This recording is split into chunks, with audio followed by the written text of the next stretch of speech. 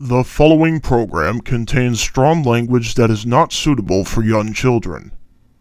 Viewer discretion is advised. In 2019, Michael X won the Wrestling Rundown Championship, taking the world by storm. But then, the virus attacked. These men promptly escaped from mental insanity by talking about the nerdiest shit on the internet, filmed in the Massachusetts Underground. Today, still wanted by the people of YouTube, they survive as nerds, weebs, and dorks of fortune. If you have an obsession, if no one else can talk, and if you can subscribe to them, maybe you can hire the Indy Force.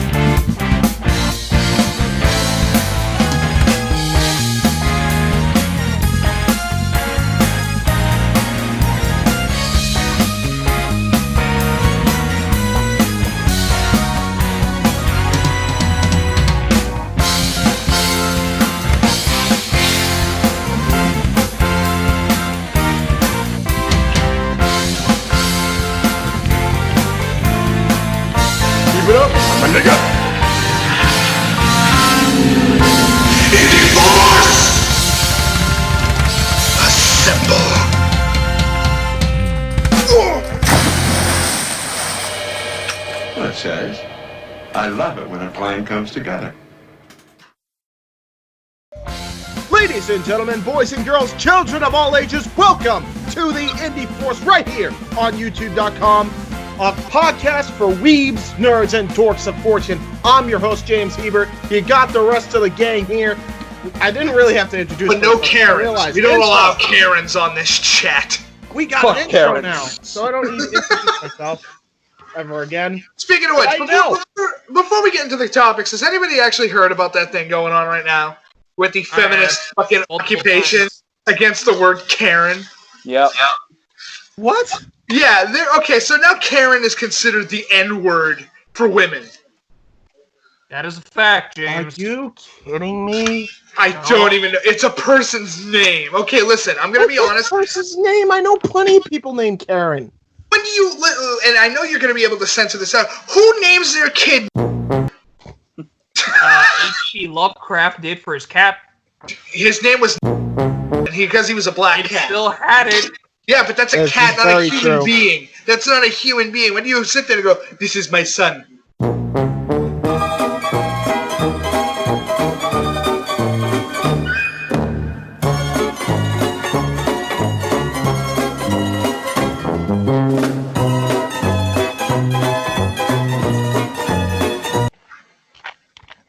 They're naming their kid, and then it goes all the way up to this point right now.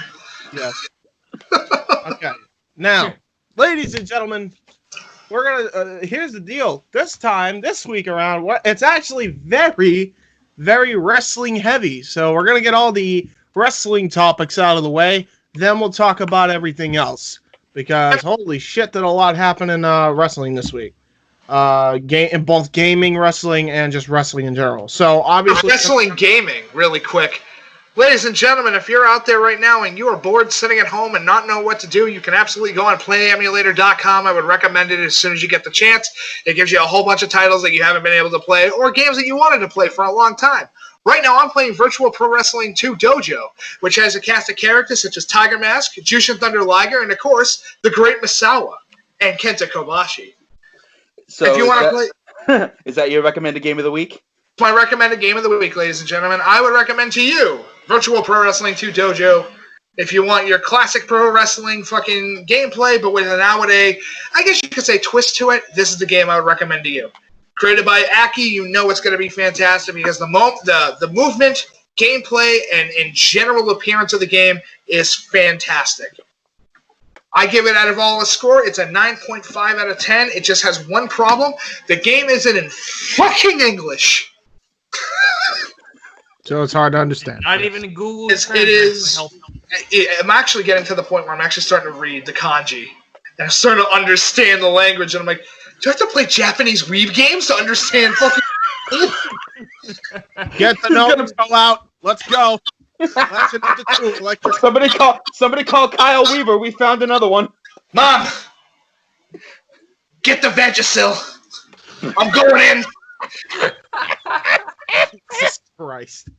All right, here we go. Let's start off today's topic. So AEW, obviously, AEW has been, doing their TNT tournament. So we're going to go over that. We're pretty much going to do a quick review of last week's show, which would have been the 22nd last week, because by this point we're recording on the 28th, in case you couldn't tell. So there you go. For some of you out there, that might be a little bit important, but we'll get to that later. Or I'm just gonna get up the thing so that way it just. I'll be honest with you guys. Doing a bunch of stuff at once, including school, you need to have your memory jogged a little bit. Listen, James. Just do yourself a favor. Here's what you do. If you want to remember something, you masturbate. Every time you jerk it, you'll always remember what you were jerking it to. So, AEW obviously had their show. This was kind of built around Cody and Dustin Rhodes.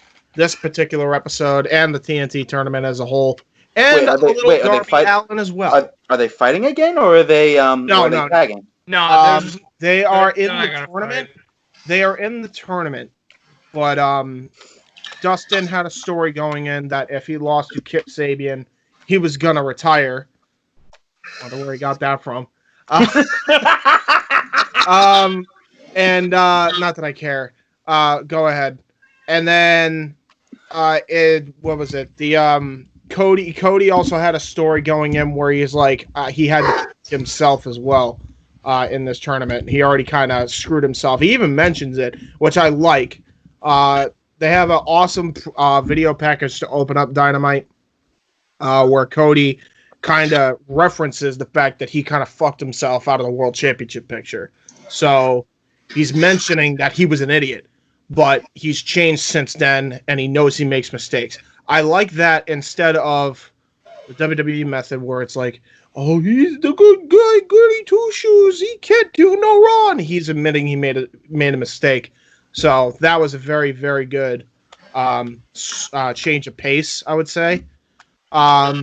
And Darby Allin had a very, very good match with Sammy Guevara to open up the show. As Darby Allin's having good matches with everybody lately.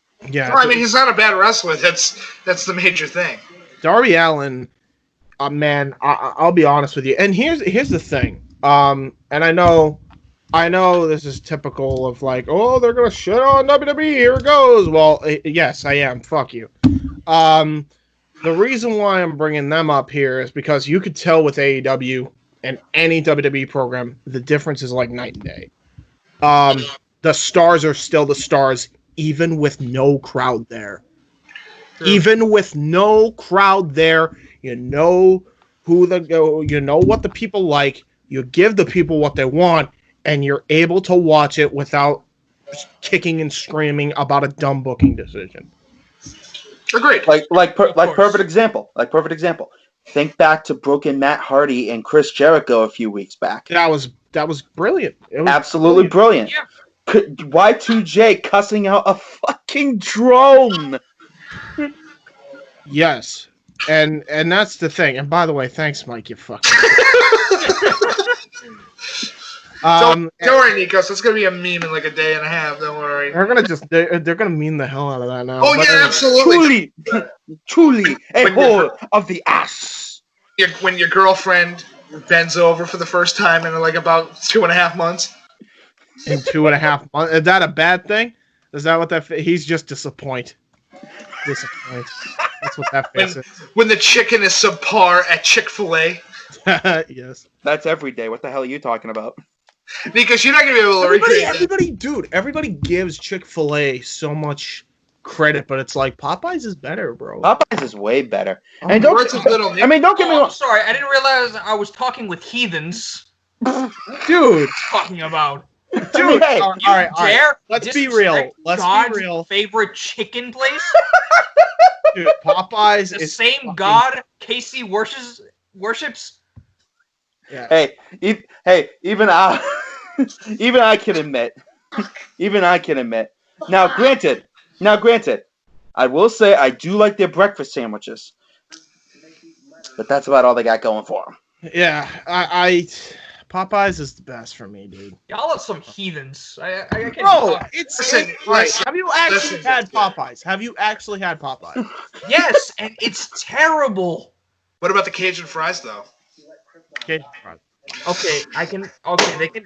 You they're can't. make an You exception. can't fight that. That You shit. can't Oh, fight okay. the Cajun fries. What do you? The All right. What do you representation not like? of their sandwiches look like your hopes and dreams just shat on.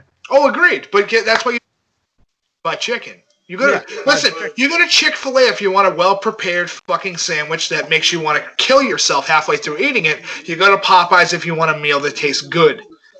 Yeah, like I don't know what it is, man, but I don't. If I wanna- don't hate Chick-fil-A. It's not terrible. I would eat a Chick-fil-A. That is a fact. It's not terrible because the moment you walk in, people greet you like you're a king.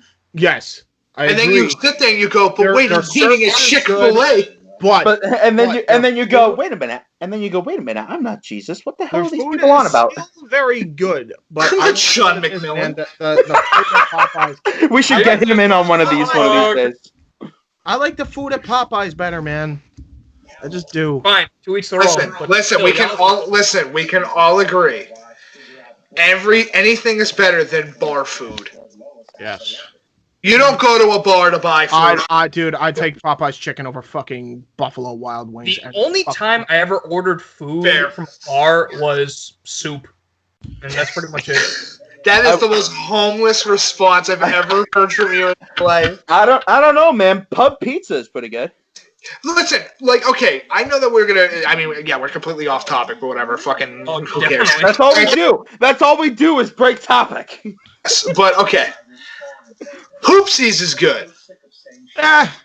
Yeah, I could go for Hoopsie. That's a good bar. That's the bar that you go to when you're like, fuck it, I just got out of work about 10 minutes ago. I need to chill out. That's and it has okay food. I'm not sitting there going to fucking Poopsies for food.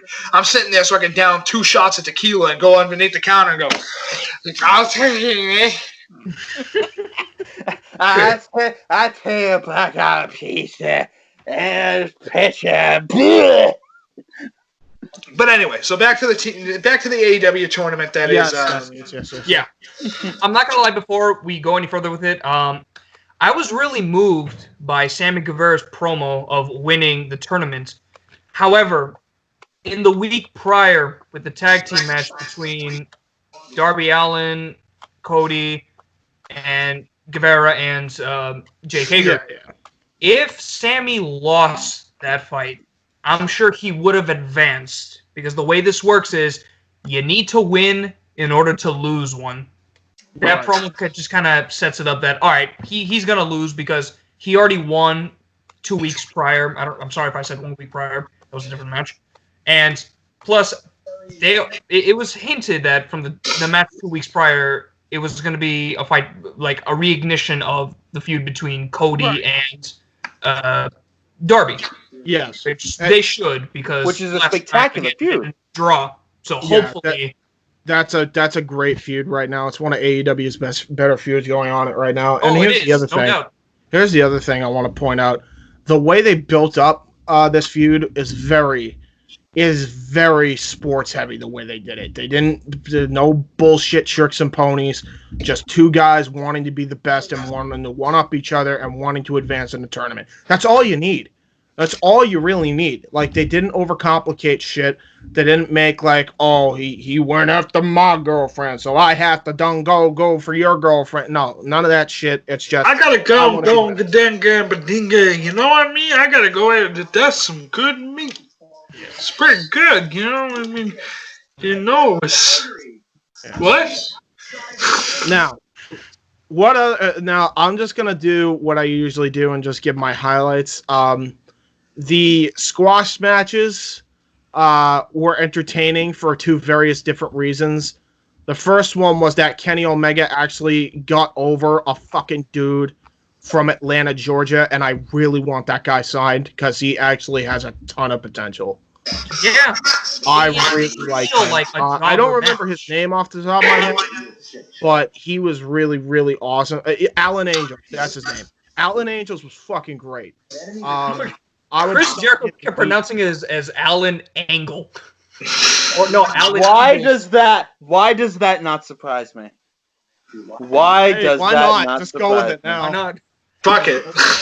Just do it. Who cares? Like Shakespeare said, fuck it. I really like Alan mainly because he has a very different moveset compared to everybody else on the roster. I don't know what it is, but just his mannerisms, the way he carries himself, his actual repertoire, you can tell it's highly MMA based.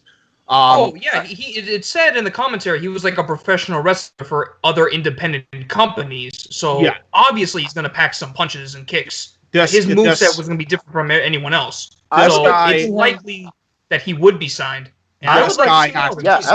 I would sign him up. I would sign him up immediately. I would like to see him versus MJF. I feel like that'd be a really good match. That would be a natural feud. Yeah, the new rookie in town versus MJ. Absolutely, that would be a good program.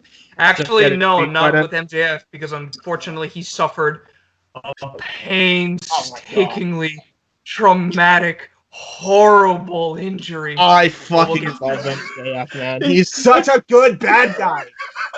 All he's got is a friggin' hangnail. Shut up. But he's so good at selling it, though. I know, but no, you can give him dude, I've been saying it for years. MJF is the Mark Young of AEW, and I love him for it. Yeah, he's the best. He's honestly the best. I love his bad guy persona. It's honestly one of the best I've seen in years. Like, I never breaks character. He's so good. Also, he lives in Cape Cod, which is wild. Wait, does he? Yeah. He lives in Cape Cod. Oh, speaking of wrestling people close to our home that none of us knew about, apparently, a friend of my family is cousins with Taylor Hendricks. Yes. Yeah. I remember we talked about this. Next case, joke about like, hey, yo, I don't know what you guys did, but now they all want to bang Taylor Hendricks or something. It's like, we know she's married. I'm good. Listen. And he's got I was about to say, and he's got a relationship. Listen, I'm good. I'm a Papa 40 and check my rollie, but I'm not going to be a part of this crime time. Brooklyn. Weymouth kids, we're coming for you. Weymouth kids, we're smoking the doobies too. Weymouth kids, we want to kill ourselves.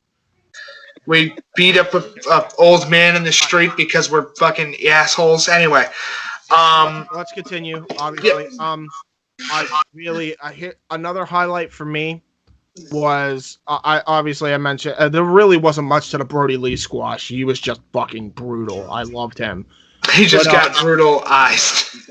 Yes. Scorpio Sky's video was fucking great. I really enjoyed it. Yeah. That may have been the best video as far as like they just you know what the thing I like about AEW? Scorpio Sky's video felt different. Cody's video felt different. The Dustin Rhodes is. It's called character development. Yes. As I've said before, A fights B because B's a heel. It goes. Yeah. There is great character development here, as well as every video package feels different. Even the Dustin's voice message to Cody felt very, very different when he told him, if I lose to this guy, I will retire. So he gave him fair warning he would retire. I love the fact that Dustin advanced. Archer, you know, is going to advance again. Colt Cabana. I mean, it's just pretty much inevitable at this point. So the Agreed. semifinals are pretty much set. That it's going to be Dustin and Archer, where Archer, I assume, is going to like put him into near retirement. And then that's going to start them those two off with the program down the line. And then there's going to be Cody versus Archer after that. He's going to beat Darby just so that way he can get his hands on Archer. So there is. I like that they build the story. I like that everybody feels different. Remind me real quick. Is Archer with the Inner Circle? No, Archer is with Jake the Snake. Oh fuck! Yeah, it's a duo. Jake got baked. The Snake Roberts. No, he used to get baked, not baked. No, Jake got drunk and fucked the skunk Roberts. Jake got drunk and fucking Drake. Drake got Jake. Drake got Jake.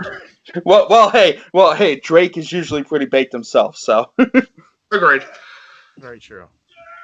But anyway, those of you out there who want to know which Drake I mean, chew on that one for yourselves. Yeah, there's too many Drakes. Too many Drakes. Too many Drakes. Anyway. So yeah, there was no sameness to AEW. That's basically the point. Which is important because you want individuality. You want individuality. You don't want the same repetitive bullshit every single week where everybody keeps going, all right, we get it. We get it. We get it. So we should also talk about this. So I was actually going to vent about this on the rundown, but for whatever reason, we haven't had a rundown in like weeks, so I don't know what. Who cares, dude? He's too busy up in New Hampshire fucking posting videos of horses. Yes. I don't know what's going on. Anyway. That's why I've been watching the story on Facebook. I was going to rant about Brody, because for the first 3 weeks, like, it was funny the first week, but then they just kept mentioning it. This week, they finally strayed away from that. Where, like, before it was like Brody Lee was doing, like, skits basically shitting all over how Vince acts. And, like, we get it. Vince is an asshole. You don't have to keep reminding us. Now this week, it's completely different. He, a person who I believe, by the way, is EC3, and I'll get to that in a minute. There was actually a video going around on the internet that looked very suspicious to the very same one that was on this week's Dynamite.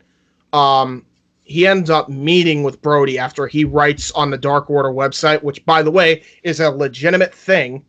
So that's really awesome character continuity there. The first thing I did was look up that site. That was nuts. Real. Dude, it's real. It's nuts. Like, they are taking this whole thing serious. Like, even some of the goofy shit is just, like, even if people think it's goofy, you gotta admire the fact that they're even going that far to actually make a site for this. You mean a site with a single video on it? Yeah, well, no. Technically, it's literally just a site for recruitment. Oh, so literally, join the Dark Order. Recruit people. Join the Dark Order. What? I think it's just joindarkorder.com, I believe. Yeah, but I don't know what you do on it. Like, if you register, you literally could just receive notifications, write a thing and see what happens. I don't know if I might write some. I'll do it right now. Okay, I'm gonna do it. No, don't do it while now. we're on the show. No, fuck it. I'm gonna write the information in there. Right, I'm doing it right now. No, all right, do it. I'm doing it. Doing it. Anyway. Well, if you're gonna do it, Dark Order. If you're gonna do it in the background while we do the show. Exactly. That's why I'm gonna do it while we're doing stuff. Exactly. Okay. Don't worry. So I'll be okay.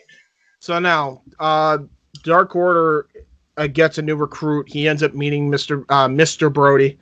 So they're still keeping that aspect of his character where it's just a play on Mr. McMahon.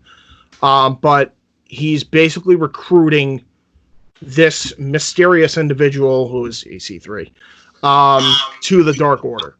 So, yeah, now I bring up EC3. So EC3 has now since come out with a video, and he wears the same exact hoodie that this dude wore. Now, it very well could be Eric Rowan. I don't know, but I think it's EC3, especially after seeing the video that I saw. In fact, I'll just, you know what? I'll splice the clip here. You guys can judge it for yourselves. We'll talk about it, I'm sure, in the comments. But yeah, this guy shaved his entire head, has a goatee now, is working out to Jericho's music, Judas. So clearly he's AEW bound. So I think he only did that to tease he was joining the Inner Circle, but reality, I think he's going to Dark Order. The guy looked very similar in body type to EC3. So I think EC3 is the mystery Dark Order member, but if you watch the promo, I'm not even mad because that may have been one of EC3's best fucking promos, and he's been doing great promos for a long ass time. So, I hope we see him wherever he decides to go in AEW. And wherever we see him, I hope they decide to let him be a really vile heel. They should. They should. Because regardless of what you can say, what you will about TNA, especially up to about 2017, Ethan Carter III was the best heel TNA ever had. 100%. 100%. That was actually it. Like, and that I'll even admit, like, because Mike and I stopped watching TNA because of obvious fucking reasons. But yeah, like, I remember showing Mike clips of like this dude. I remember showing clips of EC3's promo work, and I remember I used to hate his in-ring work, and now he's just gotten better with his in-ring work. And I'm like, he may suck in the ring, but this dude's gonna be a star just with his promo ability alone. Like, who's going to be a star? And the sad part is, he was a star, just not in WWE. Honestly, like, I think his swan song really in WWE was like that one awesome ladder match he had with everybody else in for the American title. So, yeah, let's hope he gets better treatment in AEW if he shows up. Obviously, we just mentioned the tournament news, so obviously we know who's going to be in the semifinals. The only match that has yet to happen is Colt Cabana versus Lance Archer. I assume Lance is going to win against Colt, so that way he already did. Did he already? I don't remember. I don't think he did. I think that's happening this week. Well, no, last week they fought. Oh, so he beat him already. Yep. So there you go. So the semifinals are set. I love that TNT is doing this. Like, they're putting their stamp of approval and having them have a network-based title on their show. I think that's fucking awesome. What is everybody else's thoughts on that before we actually... Well, there we go. I am now a member of the Dark Order. Let's see what happens. What did you write? I just wrote my shit. What'd you write? I really hope they package you like one of their masks. No, what I'm hoping is I get like I'll be sitting here, right, doing a podcast, and then all of a sudden a dark hand just starts looming over the corner and ready to choke me out. Then the light goes off. It's just Brody Lee. Brody Lee comes out of fucking nowhere. But anyway, welcome, my son. So, wait. I joined the Dark Order, Dad. It's because they keep calling my teddy bear gay. Funny. So what does everybody think of this week's Dynamite if they watched it or at least watched clips of it? I thought it was good. I thought it was an interesting scope on things. I have not had the opportunity to watch anything from it, but from what I've been hearing, it sounds like AEW has a pretty clear game plan going forward. Do we care to give predictions on where we think this tournament's going to head? I say wait for it. We kind of already did. I mean, yeah, we did with the. We did it with a coin flip. We're pretty sure Archer's winning the TNT championship. Probably, it wouldn't shock us. Yeah. A good general rule of thumb for most wrestling companies is, and obviously there are exceptions to this, but good general rule of thumb to keep in mind is, if you're establishing a title, you're gonna want a good heel to kick it off. I think the only time they had a good balance actually. Because Riho won the women's championship, the inaugural women's championship, and then they had Scorpio Sky and Frankie Kazarian win the AEW tag titles to kind of start that lineage off. So, I would say it worked out pretty well. Like, they kind of balanced their show out. which I like. Well, for the most part, Riho's reign lasted way too long.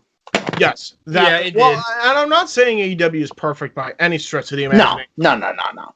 What? Was any company truly perfect? That's true. Well, that's what I was going to say, but they at least make an effort to try to make do with what they have, and they don't try to shove an agenda that just won't work. Case in point, they ditched the Nightmare Collective. Yep. So, it's just like they listen. They listen to what works, what doesn't work. They're actually in tune with what the fans want, and they let the wrestlers become the stars. Not WWE method where it's like, we got to create the stars. We have to create the gimmick. They don't need. No, it should be. It should always around. It should be natural, man. And that's how wrestling should have always been and always will be. Now, granted, there are wrestlers in WWE that are themselves, but I guarantee you, and Punk said it best once, and I think he told Brody this: anything that you think could be better would be better anywhere else. So that should tell you all you need to know. And hey, maybe Punk should join AEW if that's how he really feels and stick it to WWE and Fox. Just saying. That being said, we actually got some breaking news. I think this article's been around for a while, but I just found this, and this is coming from the Overtime.com. AEW speculation. Could Tony Khan purchase the XFL? If he does, I'm gonna fucking die laughing. Dude, I'm not even gonna stunt. Here's the thing. I did not feel bad when the XFL went down. I felt bad for the people that were in the XFL as why it went down. I felt bad that it went down. It actually was doing really well in the ratings, and then this fucking COVID-19 shit happened and blew it up completely. Vince went to bankruptcy and sold everything because he basically said, I don't want to risk my assets because fuck everybody else. It's all about me. So I didn't feel bad for him in the slightest. I felt bad for the people that lost their jobs because of this asshole. So I'm going to read this and see where it goes. I hope that Khan's actually serious about this because I genuinely think that the guys that lost their jobs, I think they should actually be fucking properly compensated because that was bullshit. By the way, that fucking message at the bottom of the join the Dark Order website, a little creepy. Yeah. It is specifically, it says, "It is done. There is no turning back now." Yeah, I love that. That's funny. Anyway. Great advertisement. Anyway, so the article states for this has been a rough year for Vince McMahon. No shit. Not only has WWE stock been plummeting, but the coronavirus forced them to shut down their house shows and live events. As if crowdless televised events weren't bad enough, AEW proved that they can do it better. Don't fucking make that fucking argument. He was also forced to cancel the XFL's inaugural season after it showed tons of promise for being an alternative to the NFL during the offseason, which I admit is true. Now, after releasing roughly 40% of the WWE staff, including referees, wrestlers, writers, etc., and declaring bankruptcy for the XFL, McMahon is reportedly selling the XFL. Oh, this is okay. Okay. So he's not okay. So he himself is claiming bankruptcy for the XFL, but then he's selling it to somebody else so that way it can continue going. I think that's what that says. No, what he's trying to do is back out. And he goes, fuck, I don't have the money to run the primary thing that makes me money. Oh, no. Yeah, basically. Oh, no. Basically. How long has McMahon been trying to build up the XFL? Like for It's years? what, 2000? He was literally working on this for 2 years, and now he has to sell it off to somebody else. Yeah, but when was the start of the XFL? This original year, it was XFL 2020. The original XFL, I should say, easy for me to say, started in 2001. Went under after one season because wasn't Morons. good. Trash. This was much better though. This attempt was way better. He tried to bring it back. Announced it, I believe, in 2018. Casey, I'm going to tell you how long the XFL lasted for. The original 2001 XFL. Like I 10 think it was games. like 6 months or something. Like 2 months. 2 months. That was it. This lasted April this 21st. lasted shorter, but this was not really of the fault of Vince McMahon. Although it is still at the fault that he tried to file for bankruptcy, and now I think he's trying to cover his ass by selling it. Absolutely. Fully going in bankrupt. But anyway, 101. I digress. I'm not reading this. Given the state of things, it got a few people wondering if Tony Khan will purchase the XFL. I hope not. Why Tony? First, we love to throw out what ifs when it comes to interesting speculations. All right, so this isn't actually a thing, but this is speculated. And second, it would make sense in a strange sort of way. The NFL's Jacksonville Jaguars are owned by his father, Shahid Khan, and the XFL is often mentioned along with the WWE. So having ties to AEW would make sense. It also keeps his father out of the NFL's owner doghouse to an extent for owning and operating another football league that has their teams in NFL cities. The NFL has a long-stated rule where owners couldn't practice cross-ownership, owning other sports teams in NFL cities because they'd compete with other NFL owners. Well, Hold on. But in 2018, that changed when NFL owners voted to allow cross-ownership. Now, here's the other part of this. They're going to be doing a huge relocation shit. Obviously, they probably have to, yeah. I mean, Vipers are going... The Tampa Bay relocating to Jacksonville. Well, the Tampa Bay Vipers are going to Orlando, and the New York Guardians are going to go to New Jersey. Oh shit! I never thought I'd say New Jersey might be a better option to live in than New York. Well, here we are. With the current thing that's going on. Yep. So, they're thinking of trying to do a season in 2021, but let's be 100% honest. Especially when sponsorships just is like Gatorade or fucking backing out. Yeah. Well, no, they only backed out because Vince fucking claimed bankruptcy like a fucking idiot. That's the only reason they're backing out, is because all he would have had to do to still go on in 2021. Now, all he would have had to do, which is what my plan would have been if I was under his shoes, is this. Oh, there goes Case. Casey died again. God damn it. No, there he is. He's back. In any case, speaking of Case, at least this time it only kicks me off the call and not makes me shut down my entire computer. I know, right? You're fixing it, good sir. So, anyway. Who would have thought using the web client was the answer all along? Exactly. So, as soon as this is what I would have done in the crisis that's going on right now. Right. Shut down the games, make sure the stadiums are closed, but if you're going to do anything, create videos of them training at home. I agree. I agree with that. Have faith in it. That way you can have more of an idea. Coaches that are actually still running plays with the... And you would have made money doing that. Yeah, absolutely. You could have done a whole advertisement campaign this whole year leading up to the 2021 season. On top of the fact, merchandise sales. You want to sell it? You want to sell big chunks of money? Do merchandise selling. Here was the problem with the first XFL in 2001. No. As soon as you see The Rock, Stone Cold, and The Undertaker appear in a fucking football event, you go, and it lost its legitimacy in about 5 seconds. Yeah, exactly. Yeah. It's a whole different sport here. Completely different sport. Now, however, with this situation that's going on with this, I really hope that Tony Khan backs away from this one. Back away. Don't even attempt to. Well, all right. So let me read the rest of this, and then we'll go from here because it's relatively short. So if Shahid purchases the XFL, he wouldn't own a rival football team, but an entire league of 8 teams. If his son bought it, he'd still catch a lot of grief, but he wouldn't be the league owner. So his hands would be clean, though he may have to loan his son money, just depending on what Vince McMahon would be asking for.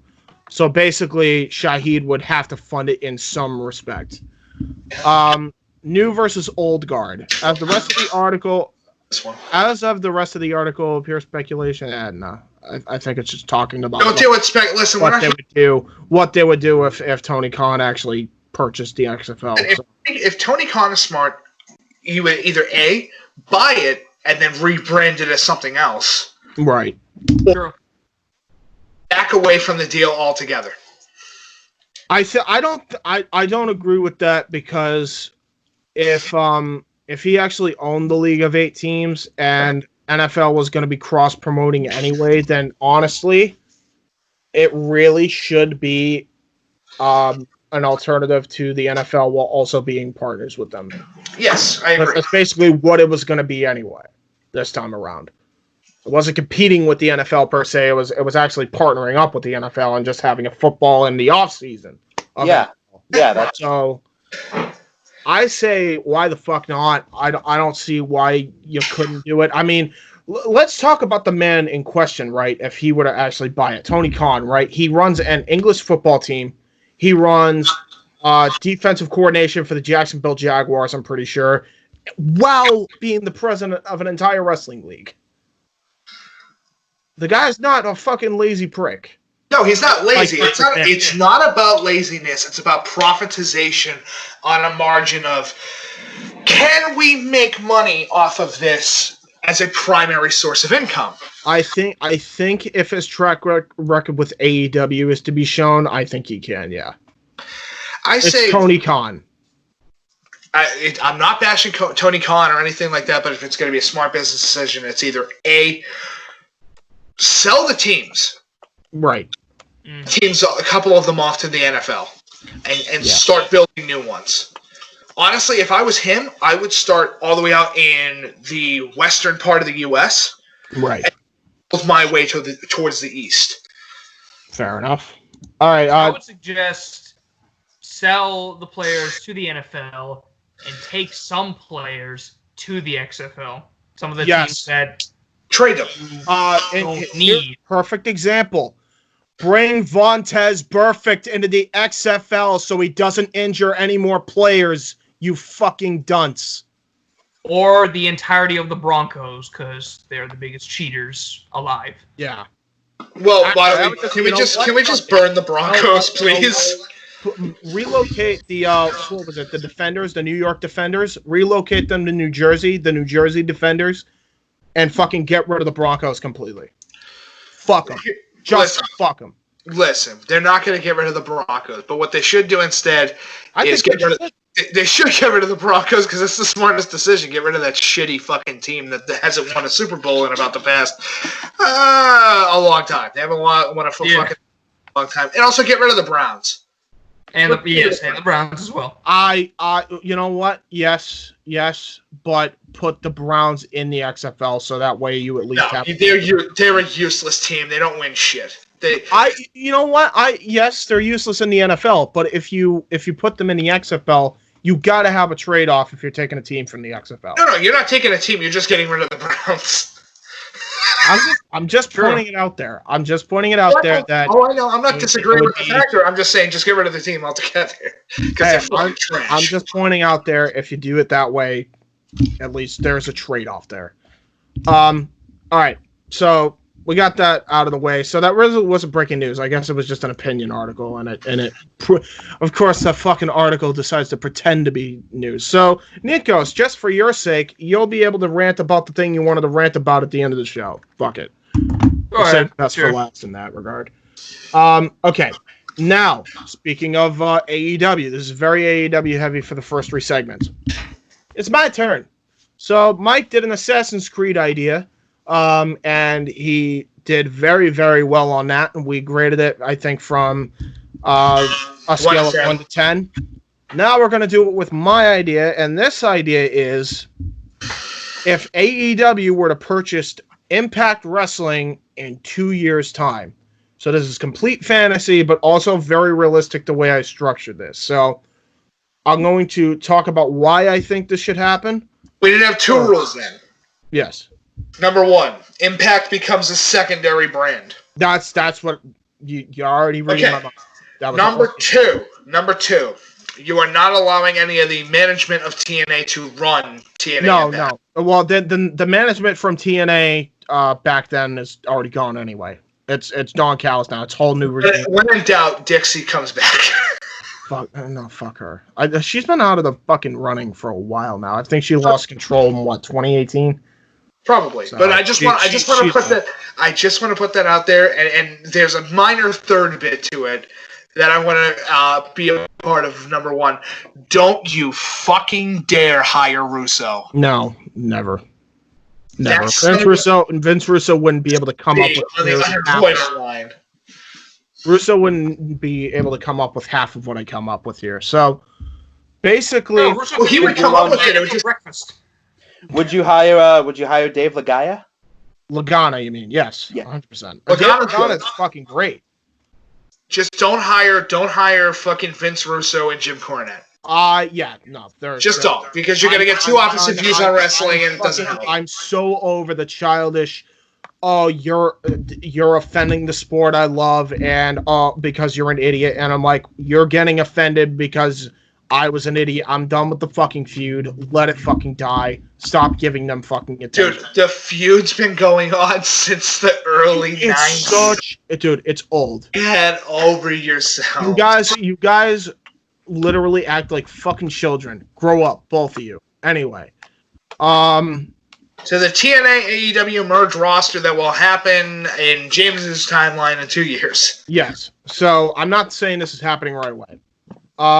Now, that being said, since you asked about bookers who I would want in here. Yes. But you can actually retain. Yeah. Dutch Mantel. Okay. 100% Dutch Mantel. Dutch Mantel is responsible for one of the highest rated TNA pay-per-views, Lockdown 08. With Kurt Angle taking on Samoa Joe, and they made a very MMA-based build. That did. I actually watched that match for the first time a few months back. It's fucking amazing. It's fantastic. Agreed. And on that note, I'm gonna grab a drink real quick. Go ahead. Don't drown. No promises. So, let me get into this. Obviously, so. Tony Khan. By the way, Casey, you should still hear me, right? Or does he not have his headphones? I don't even know. Fuck it. Don't worry about it. So obviously, my idea, and I'm gonna obviously Dynamite. So the two brand names for AEW, if they purchase Impact, are obviously going to be Dynamite and Impact. So those are two main shows. What would you do for Dark? Dark, basically, my idea. Basically is to have Dark as what we're doing for our thing. I won't spoil anything, but that would basically be where both shows can kind of congregate at least 2 matches apiece. If they didn't build enough to their pay-per-views or whatever, they can use Dark for that and, make that show feel important still. I like what AEW does with Dark, where they still make it feel important if you decide to watch one episode. Even if you don't watch it, you don't miss much, but at least you're in tune with what's going on. So that's what I do with Dark. Really quick. Yeah. To your good health, everyone. Huh? Stop! He's bringing out the whiskey. Oh, it's not whiskey. It's butterscotch liquor. Jesus. Same idea. He's brought the butterscotch liquor. Well, whereas whiskey is about 30% ABV, this is only 21. Yeah. Oh, there you go. So, still good shit. Now, as far as where the networks, what the networks are going to be, we're gonna have AEW Dynamite still stay on TNT. Impact will be on TBS. So that way they have both Turner Network stations that were synonymous with professional wrestling. I think it would really, really be awesome because if AEW did it once with Dynamite, they could do it again with Impact. So that's my thought process on why I would have Impact on TBS. Now, I'm going to go over the roster. The Turner broadcast station? Oh, no. I'm getting some fucking... I'm getting some WCW vibes. Well, no shit. But this wouldn't be Thunder and Nitro because Thunder was garbage. Now, Just had the better. This would probably be somewhere more along the lines of the old WCW Saturday Night. For the most part, those actually had some decent programming. Yes, Agreed. that's very true. Actually, no, the Saturday Night would be more dark, to be honest. But anyway, I digress. So here's the roster. This is the roster layout. I did a whole roster layout when I did this. So the commentary team for AEW Dynamite is Jim Ross, Mike Tenay, and Taz. Now, I don't have Tenay on Impact. I actually have Excalibur on Impact. I'll get to why in a minute. Excalibur with Dom West? I don't know if Dom... I don't think I did Dom West because his voice is pretty much shot. Oh, well, that's not a surprise. Yeah, no. So it's actually Excalibur, Golden Boy, and JD. You'll see why I'm going with this. But I'm going to go over the Dynamite roster first. So Jim Ross, Mike Tenay, and Taz, the commentary team. Ring announcer, Justin Roberts, obviously. Because of course. Tony Schiavone as your in-ring on-stage interview. This dude needs to be the mean gene of the show.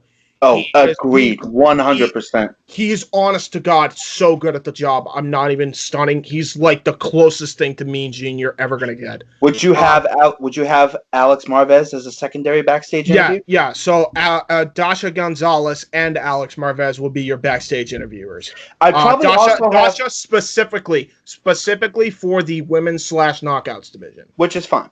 Now, I would also probably have Alex Marvez as if you're going to do a post show, I would have him as a post show analyst. Yeah, 100%. I'm definitely going to be doing that. Now, you get fucking Hector Guerrero to be a part of the Spanish announcing team again. I think he. Well, why not? You might as well.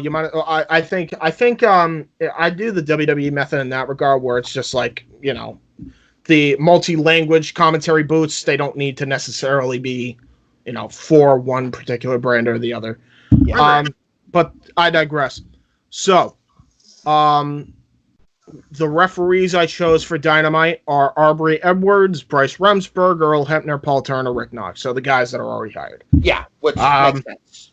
Aubrey Edwards is like top tier out of everybody. Even Earl said she's better than me. So that's high fucking praise. Well, if you're gonna have Aubrey Edwards at number one, which I absolutely don't disagree with, you got to have Earl as a close two. Yes, true. Now, here is that is 12 staff if you're counting. So that's 12 members of the staff. Here's the actual active roster. You're gonna keep everybody on AEW. AC Romero, aka Big Chungus. Adam Hangman Page or Handwash Page, depending on what part of Hangman Page you've been following. Aaron Stevens. Page. Yeah. What the fuck have I missed? Quarantine Adam Hangman Page is the best Hangman Page. Yeah. Aaron Stevens, so aka Damian Sandow, aka the current NWA. I don't know if he still is right now, but he was NWA television champion.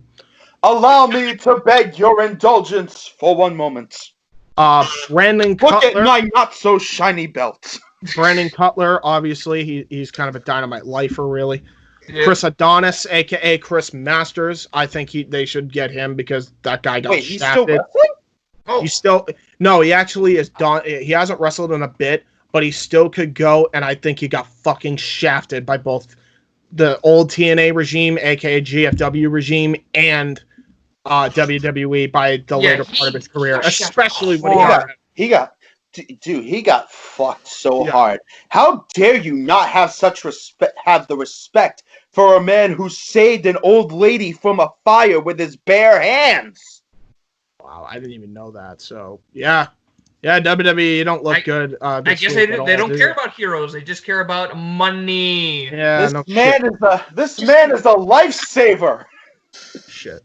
Now, continuing, Chris Bay. The candy? No. Well, that too.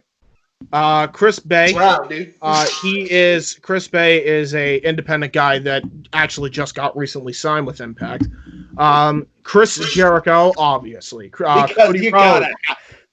Cody You gotta Rhodes. have those guys. Cody Rhodes, obviously. And by the way, 2 years would have gone by this point. I think at this point, this would be the perfect time for Cody Rhodes to find a way to have him go against his word and actually become the world champion. I think you need to have him win the belt at some point. This would be the perfect time, especially if you do a brand split. So he's the world champ. Dalton Castle. I forgot he existed. Yes. How could you forget, man? We went to Best in the World, man. Dalton Castle, absolutely. He's such a fucking... If you're bringing Dalton Castle in, are you bringing the Boyz as well? Yeah, of course. They're going to be his valets, though, in a way, because I don't want them wrestling quite yet. I want to have a slow build for that. So they are in here, but they're not on the official active roster, but they are in there. That's a part of the... So can I ask you one question, James, if you happen to have him on the roster? It's two, but I'll wait till you get through it.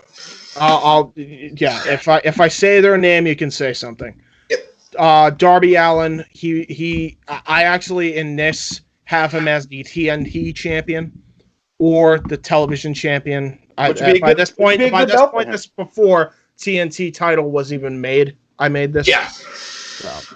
Makes sense. Continue. Dustin Rhodes, obviously. Falaba. If you don't know Falaba, he's a fucking meme, and I love him for it. He's basically Big Chungus 2.0. That's impossible. There can only be one. This man's Big Chungus. Chungusing all the way back from 92. I have him on the same roster. Falaba and Ace Romero dominating the tag team division. I believe they're actually... Oh, yeah, true. They are on the same brand on Impact, actually, technically, right now as we speak. J-Hebert, obviously. Yeah. Jay Lethal. Very interesting choice.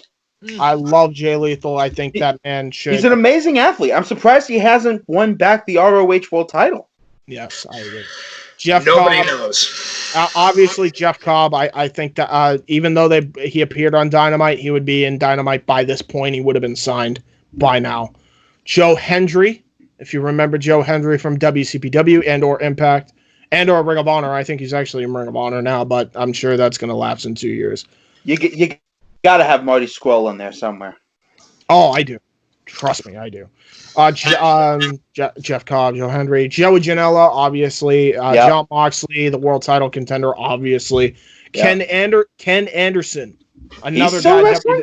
Yeah, he's still wrestling in NWA. I think that's gonna end, but I think they should hire him because 1, experience. 2, the guy got shafted because he was a little too rough in the ring when it was and number 3, the guy is way too good on the mic. Yeah, you got to have a talent like that. And by the way, I love how they fucking hate Ken Anderson for injuring people, yet you employ fucking Sheamus, who ended the career of Daniel Bryan before he came back. Wait, seriously? Yes. I'll show you the clip after the show. I never knew that either. Yeah. No. You know what, though? I'm not. He comes back in 2015. That's what did him in. Oh. Yeah, that's what did him in. Brian Alvarez goes on a whole fucking rant because he actually went on a rant in 2016 after a year after Daniel Bryan retired because of the fucking bro kick. And he ended up injuring Jeff Hardy by straight up punting him in the fucking face, which would probably explain why he's having those problems again, by the way, now that I'm thinking about it, but I digress. Mikey O'Shea. So not a lot of people know Mikey O'Shea. Mikey O'Shea's good. He sounds like a tough Irish bastard. I know Mike O'Shea, but I don't know Mikey O'Shea. Very tough. He's got Irish in him, but he's also he lives in the U.S., but he's a very, very, very underrated talent. And by the way, MB Wrestler 87, if you're watching this, shout out to you, my man. Michael Nakazawa, obviously. Come on, Mr. Libido. Moose. If people know Moose from the NFL, or I was gonna say former NFL linebacker, right? Yep. So I have him in Dynamite. Huh? Moose Ojinka. If I'm not butchering that last name. I like that name. I would actually. It's a good name. It's a good name. I don't know why you got rid of his last name now that you just brought it up. Nick Aldis. aka Magnus, who has vastly improved from his Magnus days. Current NWA World Heavyweight Champion. He actually runs his own faction, but like he's come into his own the last 5 fucking years. I fucking love Nick Aldis. They need to bring him in. Peter Avalon, obviously, he's still in AEW. Sammy Guevara, obviously. Sean Spears, obviously. Sonny Kiss, obviously. Stephen Amell. This is a big one. No, that's a good choice. That's a good choice. By this point, that's an interesting pick. Why? I picked Stephen Amell because he had a fucking kick-ass match with Christopher Daniels at All In. He showed that if he had proper training and he learns a few basics, he can actually go in the ring. He is a natural at pro wrestling. That guy can pick that sport up like that. I need to watch All In again, apparently. You need to bring somebody like that in. Stephen Amell. I even said it when WWE brought him in and they only had him do 2 fucking moves. I thought that was a fucking crime. I knew what the guy was capable of in Arrow. The guy was doing his own stunts. He was choreographing his own stunts. The guy had athletic prowess to him. There is no way that you have an opportunity, a gold mine like that, even if it was against a trash tag team against Wade Barrett and Stardust, because that fucking gimmick was dead. But just the fact that you had the red arrow, or the guy with the red arrow finisher in Neville, and Stephen Amell, the green fucking arrow, there's no way that dude should have done 2 moves in his fucking SummerSlam match. Bullshit. AEW did him right. AEW did him right. I think that they should bring him in as an actual athlete, and 2 years' time, hopefully, he would have been done with his commitment to Arrow, and hopefully you can coax him in to joining AEW while also still doing movies on the side, because AEW's schedule is very lenient for shit like that. Don't believe me? Ask Jon Moxley. Now, question for you. Go for it. Who do you have his first feud against? Do you have him go up against Cody again, or do you have him work his way up? The first feud. He fights David Arquette. No. No. David Arquette's actually not David Arquette's gone. No. Too much baggage. I'm sorry. Not right now. No, I agree, but I'm just saying, I've seen how he works now, and he's actually like, really good. Yeah, no. The guy will take his fair share of bumps. I agree. I 100% agree. He's not terrible, but I'm going to wait another 2 years before even considering David Arquette. If I'm the guy in charge and I'm Tony Khan, I'm waiting another 2 years before even touching David Arquette. Make sure you don't touch him inappropriately. Yeah. And with that being said, the last 2... I'm sorry, I had to. Yeah. Yeah. The last 2 people, obviously Stephen Amell, by the way, his first feud I think would be MJF 100%, because that's natural feud right there. Cody and Stephen Amell are friends. People know this. It would Do you have him come out as Green Arrow, yes, or do you have the Green Arrow Stephen Amell? I dress him full on in the Green Arrow getup. Yes. Well, Green Arrow wrestling formatted getup, because you don't want him wearing the costume from the show, because no. But he would be the Green Arrow Stephen Amell. That would be his whole title. Ted Goods. Yes, my boy. Ted Goods from Top Rope Promotion. Shout out to you, my man. And last but not least, Uhaa Nation, a.k.a. Apollo Crews, who is, I believe, rumored to be a part of the mass releases, although nothing is confirmed yet. Dude, that guy can move like nobody's business. That's just your AEW roster. That's correct? Just Dynamite. Impact is fucking loaded. Impact is loaded as well. So I'm gonna make it. By the way, I'm not even done. That's just singles. I got a whole tag section and the women's division. Which why don't we just go through singles right now, and then you're able to go to the next podcast and go through all the tag team stuff, and then we'll use another one to go through. I was gonna be quick with the tag team and women's shit. That's what every. On this podcast, I'll be quick. I'm literally just gonna go quick with that. So no questions. I'm just gonna run right through the shit. So here we go.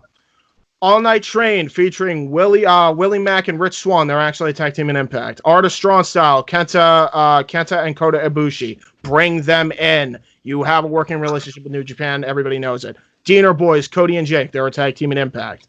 The Decay, the new version of the Decay, Jimmy Jacobs and Jimmy Havoc. Not gonna lie, I forgot Cody Dino even existed. I know.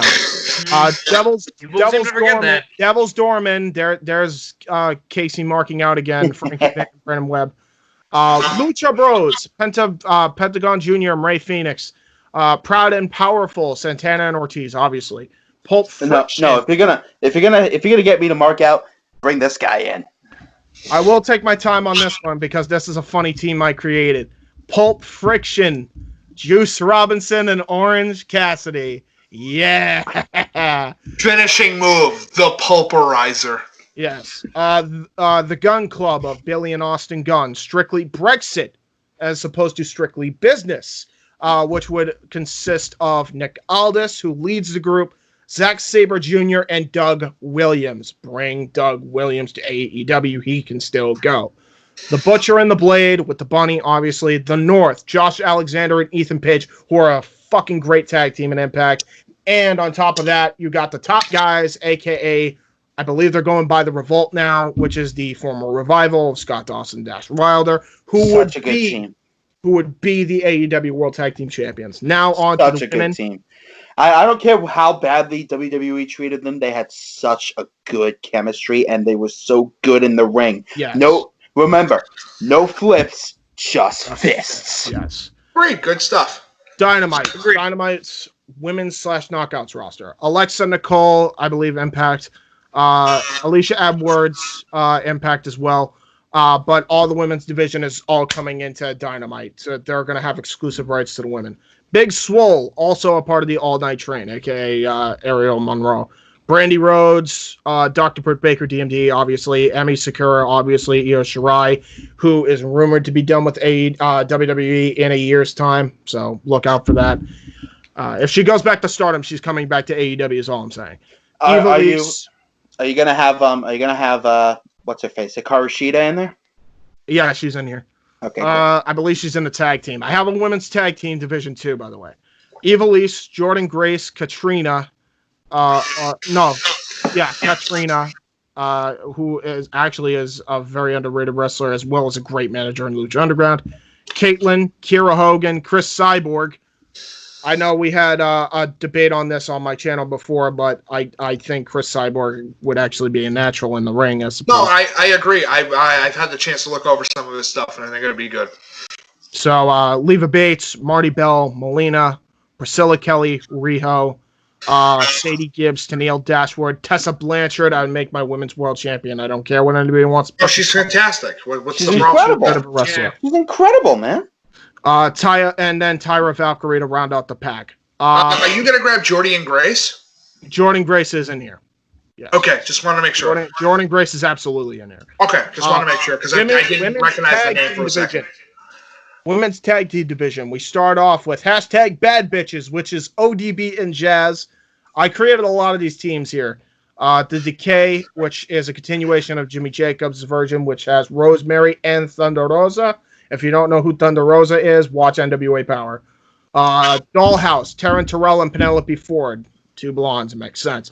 Gal Kim and Hikaru Shida. So the new Asian sensation with the old Asian sensation, they're fucking great in-ring talents. Galaxy United, which is Shauna and Chris Statlander. Shauna likes DBZ, and Chris Statlander thinks she's an alien, so that hence the tag team Galaxy United. Even though that gimmick doesn't kind of work. Yeah, well, I think it would work better if you do it in a tag team. Happy Trails, Yuka Sakazaki and Kylie Ray. There, done. Easy. Wait, Kylie Ray, is that the 50-year-old Bailey? Yes. Yeah, Smiley Kylie Ray. Yeah, she's actually an Impact now, believe it or not.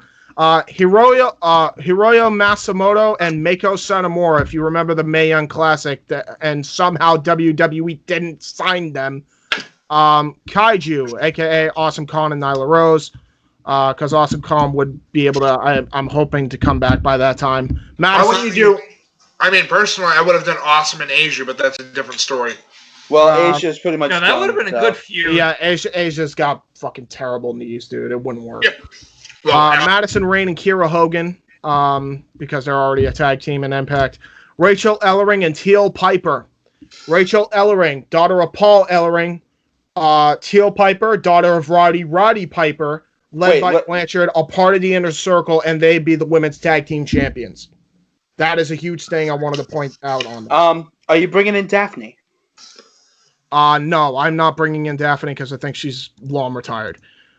The Heartless, B. Priestley and Jamie Hayter, led by Priscilla Kelly. The Kabuki Clan, which is Kana, aka Asuka, and Kari Hojo. So I make them sisters in kayfabe. Led by Io Shirai. So again, rumors are that they're going to be done in a year or two by that point. I'm hoping that AEW would be sensible to get all three immediately by that point. And last but not least, the Luchadoras, which is Tara and Zeuxis.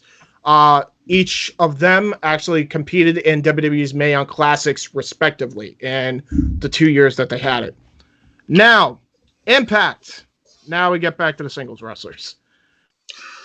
So this should only take, I think, another 10 minutes here. Alberto El Patron. Everybody thinks that he actually abused. No, fuck him. Fuck him. He's an asshole in general. Well, all right. Hold on. He's still an asshole. He's an asshole, but people got to also understand there's two sides to that story, and I think even Paige said it herself that it just wasn't good for either of them. So great, but let's chill I'm with just saying personally, when it comes to him fucking constantly missing dates at shows, nah, fuck him. He's fired. He kept missing shows because he wasn't pushed correctly, I feel like. I highly doubt that. Except for now, I think by that point, I think it just all got to him. But yeah, no, I see what you're saying, but I have a backup plan in case he decides to block. Okay, in case he's like, fuck you guys, I'm leaving. Yeah. Alexander Hammerstone from MLW. He's fucking too good not to sign. I thought you were gonna say Alexander Hamilton, and I was gonna go. Fucking excuse me. Oh no. Although that is a play on that. Amazing Red. Come on, he's the fucking. He's still wrestling? Yes. Huh. Anthony Ogogo, by that point, he would have been ready for prime time by this point because currently he's training in the Nightmare Factory to make his AEW debut. He's actually a former Olympian, if I'm correct. Austin Aries, obviously it's Austin Aries. Bobby Lashley. By that point, he'll. I thought Lashley's not leaving WWE. Yeah, he's coming back. No, he's gonna come back. I'm pretty sure. They're not gonna keep him for 5 years. I don't think he's even under a 5-year deal. I think his deal expires in a couple years. And if it's not, it's news to me. And that was before I found out about this anyway. So whatever. Sure. Brian Cage is in Impact right now. Although that I think could change if he goes to Dynamite. But regardless, this is in 2 years' time. Brody Lee. Obviously. Yeah. Bully Ray. It's Bully Ray. They should have never let him go. Christian York. I don't understand why they let him go from Impact. Colt Cabana. I think he would be a better fit in Impact than he is in Dynamite, to be honest. Crazy Steve. He just actually returned to Impact. Fun fact. D'Angelo Dinero, a.k.a. the Pope, from NWA Power. Right now, he's actually still managing, but I think he should be in Impact as a wrestler. Daga. He's really awesome in Impact. He would be an X Division champion. David Finlay, a.k.a. son of Fit Finlay. Eli Drake. God, I can already hear the injuries. Yes. David Finlay is way more safer than his father. Oh, absolutely, because his dad will fucking... this is the match that broke my nose, says William Regal in WCW. Yes. Yeah. Eli Drake, he'd be the interactive champion or the TBS champion. I guess it'd just be the TBS champion. I don't see why not. And it's just a fact of life. Watch NWA Power if you don't get my reference. Grado! Yes, your boy is in here. Grado. Life is a mystery. Everyone must stand alone. Here's a big one. Here's a big one that would take a lot of convincing, but I think they could pull it off if they book Dynamite correctly and everybody else in Dynamite correctly. Is it after years away from Impact? from his first rendezvous there. Kazuchika motherfucking Okada as When your. the fuck was Okada in Impact? He was the limo driver for Kurt Angle, I believe. He was that Okay. guy. So yeah, it was not a big one. So he would be an inaugural global champion, because if you're bringing in Okada, you need to give him the belt. You need to give him the belt. There's no other way you're going to get him. Except it wouldn't necessarily be the inaugural Impact Championship. It would just be the global championship. Except that's already existed.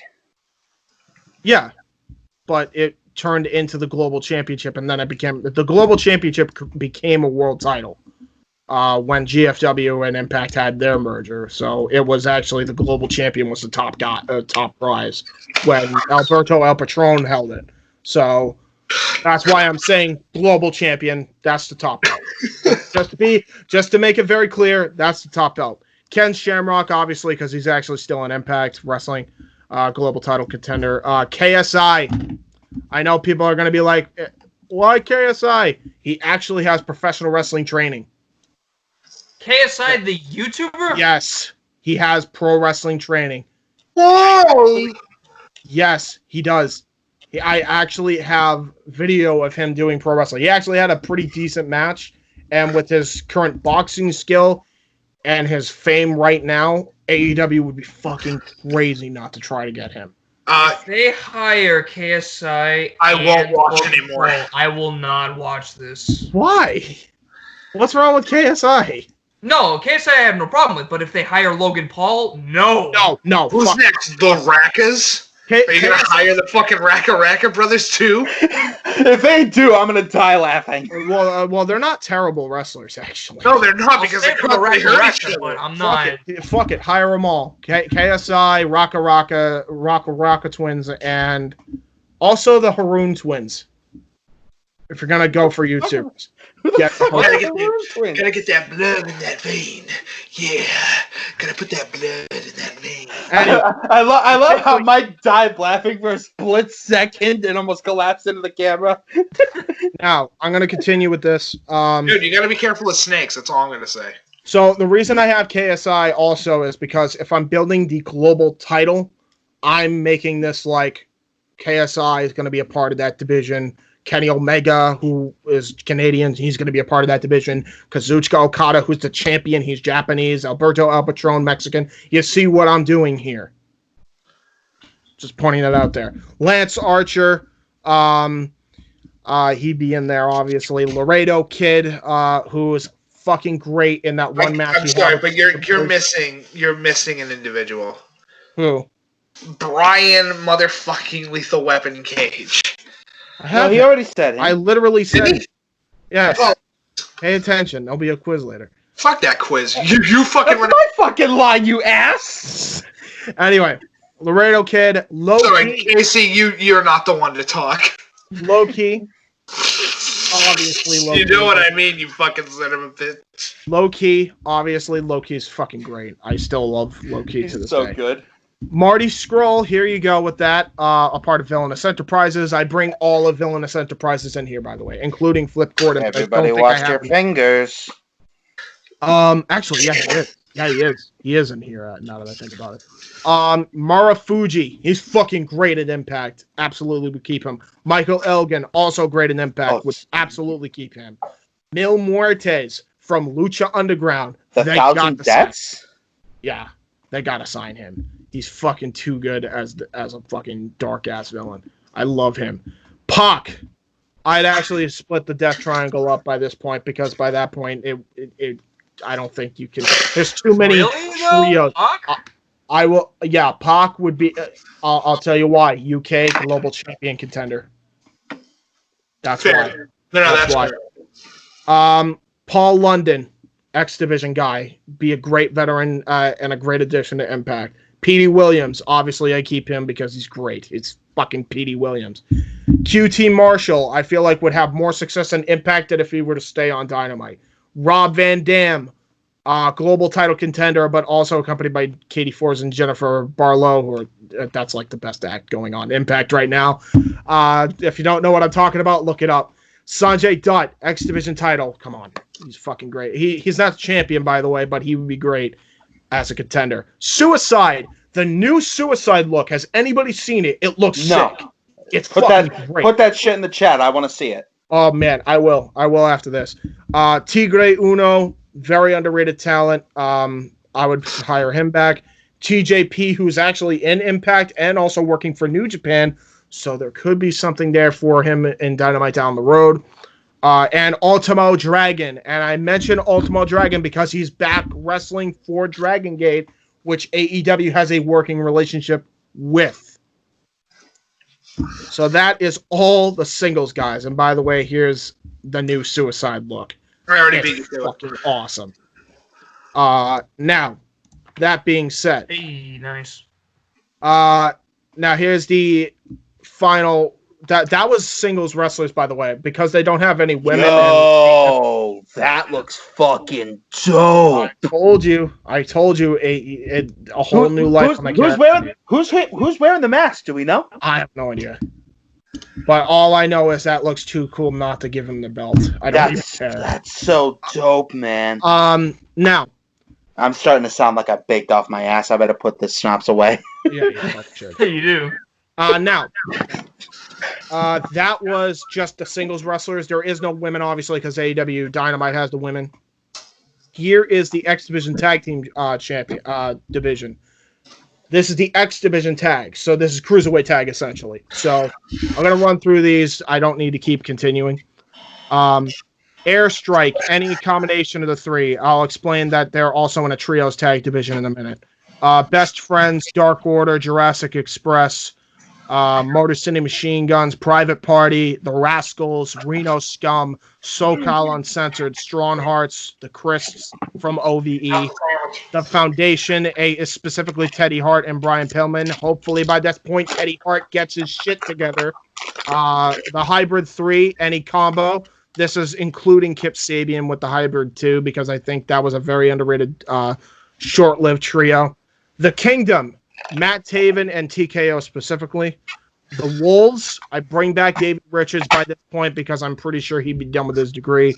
And you could probably coax him to come back with a lot of money from Turner Network. And Villainous Enterprises, Marty Scurll and Fred Gordon, and the Young Bucks, who would be the inaugural X Division Tag Team Champions, where it all started for the Young Bucks, by the way, I want to point out. That's why I have them in Impact. Now, here are the Trios Tag Team divisions, and then this will be quick here. The Airstrike, which consists of Matt Sydal, PJ Black, and leader Will Ospreay. Dark Order, Evil Uno, Stu Grayson, and Madman Fulton. I'd bring Madman Fulton into the Dark Order because at this point, I think OVE would have kicked them out. The Desi Hit Squad, if you don't know who they are, they're actually a very underrated team with a very shit-tacular gimmick. But they're very, very good wrestlers. Dynasty Inc., which includes, or Destiny Incorporated, including Maxwell Jacob Friedman, Ethan Carter III, and Wardlow. This would be led by Alberto if he sticks around long enough, but if he pulls out, Maxwell Jacob Friedman would be the leader of Destiny Inc. EV 2.0, Rhino, Sabu, and Tommy Dreamer. They're actually still wrestling for Impact. Jurassic Express, obviously. Luchasaurus, Jungle Boy, Marco Stunt. LAX, Homicide, Hernandez, and Eddie Kingston. The original OG LAX. Ohio versus Everything. Sami Callihan and the Crypt that I just mentioned earlier. The Rascals, Desmond Xavier, Zachary Wentz, Trey Miguel. Reno Scum with the added addition of Ace Austin. SoCal Uncensored, obviously. Strong Hearts, obviously. The Colognes, Primo, Epico, and Carlito. I bring them in if you're going to have a trios division. The Foundation, David Boy Smith Jr., Teddy Hart, Brian Pillman. The Hybrid 3, which I just mentioned, has Kip Sabian with Angelico and Jack Evans. The Kingdom, Matt Taven, Vinny Marcellia, and TK O'Ryan.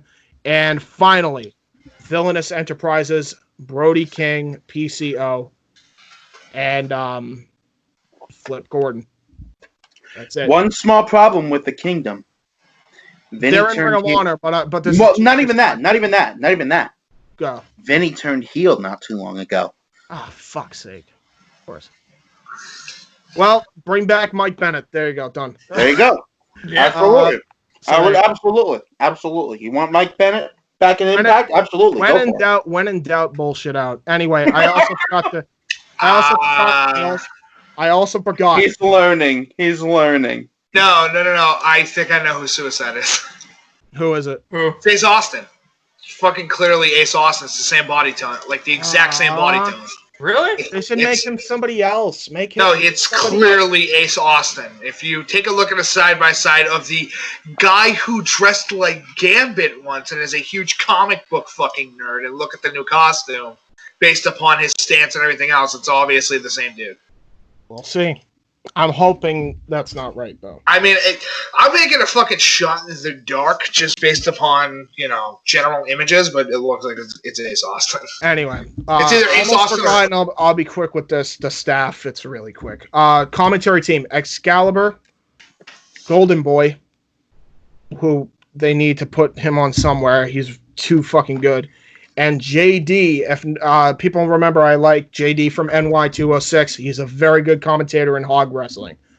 So I'd bring him in. Christy Hemme would be the ring announcer for OG fans of Impact.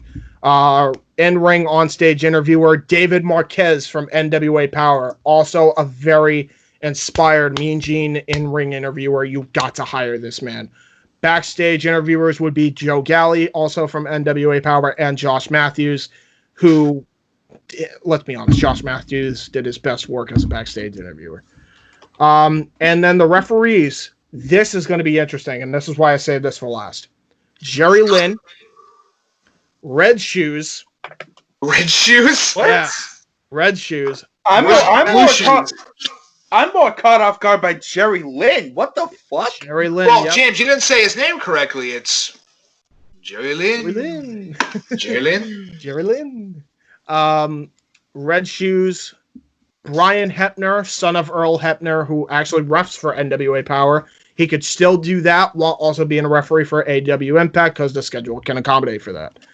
And here are the two big ones, because I think this would make AEW as a whole very legitimate.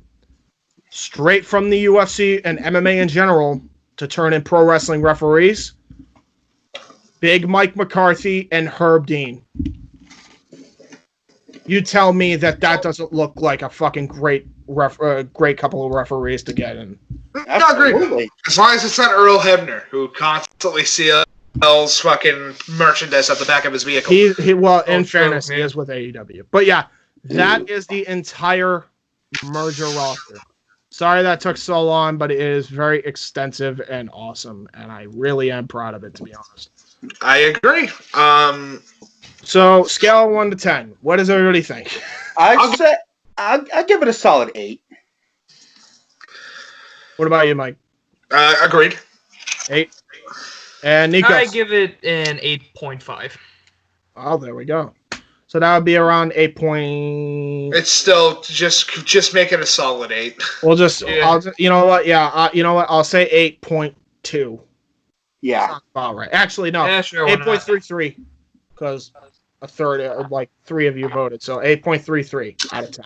That's a fine. good rating for me. I enjoyed that. That was Cool. fun. And finally, I was able to do that roster without having to get a hold of Owen. When are we gonna do the fantasy booking series? Apparently, never. So there you go. I got it. There'll be plenty of more time for that. Never. Why do I sense that with the sort of got correct with the suicide thing? Somebody needs to subscribe to your channel. Yeah, right. If I'm right and Suicide Field is Ace Austin, which they can come back to this video and determine if I got it correct. If I got it wrong, then I got it wrong. But if I got it right, you have to like, comment, and subscribe. If you fucking don't, then that's upsetting. Do it. All right. So let's get on to the. But you have to comment that son of a bitch Mike got it right. And then I'm going to sit there months later going, what?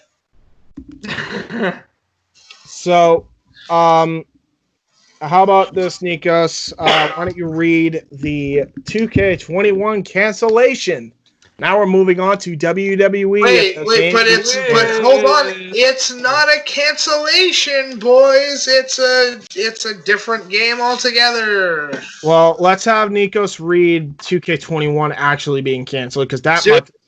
Let's do it to it. And then we will get onto your article, Mike. So, Mike, why don't you pull that up while Nikos reads this? Which one? The one that you showed me with the new game. So, Nikos, away with you. Go ahead. All right. Read. So, where did you go? Found on techradar.com. It's called WWE 2K21 has been canceled according to WWE by Vic Hood. Yep, you heard it here, folks. No WWE game this year, except for one, but we'll get to that soon. So, WWE 2K21 is canceled as WWE has announced that 2K Games will not release a WWE game this year. During a recent WWE quarterly investor call via Polygon, the company's interim chief financial officer, Frank Riddick, reportedly said, and I quote, "There's not going to be a launch of a game this year," end quote. However, no reason was explicitly given for why there won't be a WWE game this year. And there I will give you the reason. Point number one. Garbage. Point number one. Best fitness games. Top exercise games to make you break a sweat. Point number two. PS4 versus PS4 Pro. What's the difference? And point number three. Best Xbox One games. The most essential Xbox One releases. But it's not all bad news, as 2K Games publisher Take-Two has teased that it will be sharing some exciting news on April 27, alongside information on the future of the WWE 2K franchise. Tag me in, coach. Put me in, coach. Nikos, I'm not get your cam open so we can tag. Tag me in. He tagged you, Mike. Okay, I'm tagged. Awesome. So WWE decided with 2K and Take-Two Interactive to make WWE 2K Battlegrounds. Now, for the first time I heard the title, I'm like, oh, fuck no, we're not getting another goddamn Battle Royale game. Yep. It's not, thank God. It's even stupider. No, this wrestler will have to kill themselves. Each person must die. Anyway, continue. No, in 2020, Battlegrounds, you must die. Instead of getting your simulation WWE game, do you know what you're getting instead? Boys and girls, ladies and gentlemen of all ages, an arcade in big fucking quotations, arcade style wrestling game. Just call it what it is. You're getting a shittier version of All Stars. You're getting a, oh god, what the fuck's the word? I'll wait. Continue, Mike. No. Case. I'll wait. You know what? I'll even stare at right into your fucking eyes till you get this right. You are getting a castrated version of WWE All Stars. Yeah, agree. This is the worst. This game looks terrible. Now I know somebody's going to sit there and say, "Well, you've only seen bits and pieces of the gameplay. You've seen some of the character designs." And it already looks like utter fucking trash. Here's the difference. They look like Mii figures, dude, but their body proportions are just not cohesive at all. Yeah, they're not good. Here's the short explanation. Let's be quick with this, right? Imagine a shittier engined WWE All Stars, but with midgets. And what's worse, they have no, good sir. Do you remember how All Stars came out and everybody went, "It's a goofy looking game, but at least it looks interesting." Yes, that's actually and I'm still playing All Stars years after it came out, which I want to say is 2012, maybe 2013. 2010 actually. You sure about that? Yeah. It definitely was 2010. I remember when it happened. Fact check that for a second. Either 2009 or 2010. I'm pretty sure it was 2011. Came out in 2011. Ow. So 2K. So WWE 12 would have been out or coming out soon. So about 19 years later, 9 years later, I'm still playing this game. Yes. This new one, Battleground, which I'm just gonna call it trash. It looks like fucking trash. They call it's gonna be the next arcade game. But the animations and everything make it look like it's the goddamn Fire Pro fucking arcade game. Specifically the one on the Xbox. Yeah, It looks bad, dude. It doesn't look interesting. People are losing their minds going, oh, we're finally getting All-Stars 2! But it's not. And it's not. It's so trash. I haven't even played it, and I already know it's going to be bad. Listen, and look, here's the thing. Only two models that look okay are obviously going to be The Rock and Cena. But if you have seen Stone Cold and maybe Stone Cold. No, the only four that we have seen are. I'm sorry. Yeah, you're right. There are 5. Stone Cold, Becky, Rock, Cena, Becky Lynch. And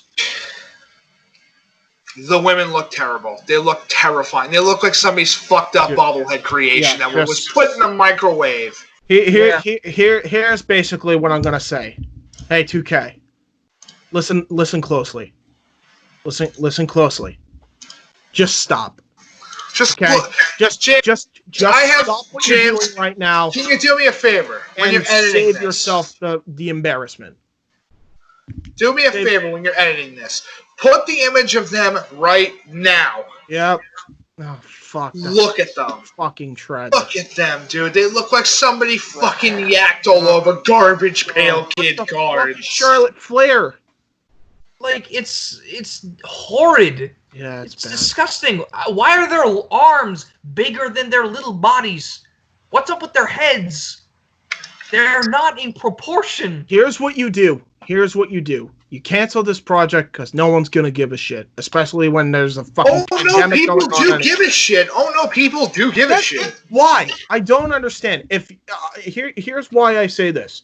If you all hated WWE 2K20, which I know everyone did, that fucking much, why in the blue hell do you think this game is gonna be fucking good? No. Honestly, here's my they counter. Have disappointed us year after year since WWE 2K14 was over and done with. Now I'm gonna make a counter. Hold on. I'm gonna make a counter. I'm gonna make a counter here.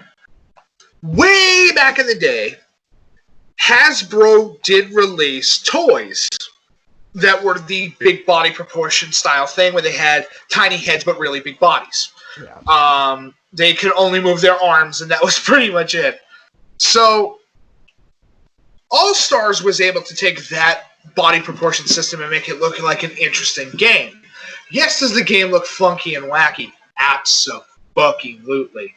But is it fun when you finally sit down and you get your hands on the game, is it not fun as hell? Yes. Because you played it just a little bit and you saw the ridiculousness that is this game. It's fucking crazy. Yeah. We're talking about reversal patterns. We're talking about fucking crazy, like, nonsensical heights for finishers. Cage matches, which actually feel like a struggle to get on top of the cage for once. Yep. Like, there is shit, but Battlegrounds, I mean, I know somebody's going to sit there and say, well, I mean, it's not that bad. And that's fine. And it's not the worst pile of trash I've seen, but it is a pile of garbage nevertheless. Dude, it looks like shit. I will never, even if it's good, like, if it's good, great, but I'm not trusting it's good right now. If they can prove us wrong, great, but I'm already seeing that that's not going to happen. You know what, 2K? Consider that the Indy Force laying down the gauntlet. Prove us wrong. Yeah, if you can. Yeah, you're not going. No, here's what's going to happen, and I'm going to call it right now, and this is exactly what's going to happen. They're going to release the game. There's going to be like 20 to 30 fucking DLC things that are going to have to come out to fix this game. It's going to have to get patched day one because the online play isn't going to work the way that they want it to. We don't even know if this is going to be a regular perspective, top-down perspective, ring perspective. We don't know what the perspective is. For some reason, there are fatalities in this game. Yeah, fuck that. That's where I was done. Don't know why, but there are fatalities in this game, and I don't understand the reason. You can throw your own. Let's be realistic, crossing. because it's WWE heroic brutalities. Let's be real about it. Like, do you remember? Okay, well, I'm going to put this in perspective because we were talking about this prior to the podcast because I've been playing it recently. What happened when Aki was making all the fucking games? Let's be honest. Virtual Pro Wrestling, No Mercy, WCW World Tour, and Revenge, WrestleMania 2000, and Virtual Pro Wrestling 2 are fantastic Even games. later games, a fucking company adopted the Aki engine for pretty much every other game up until the SmackDown vs. Raw series release. Well, no, they've never. No. You're getting that wrong. Aki uses their own engine.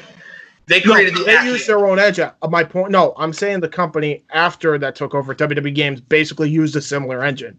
That would be THQ, and no, they didn't.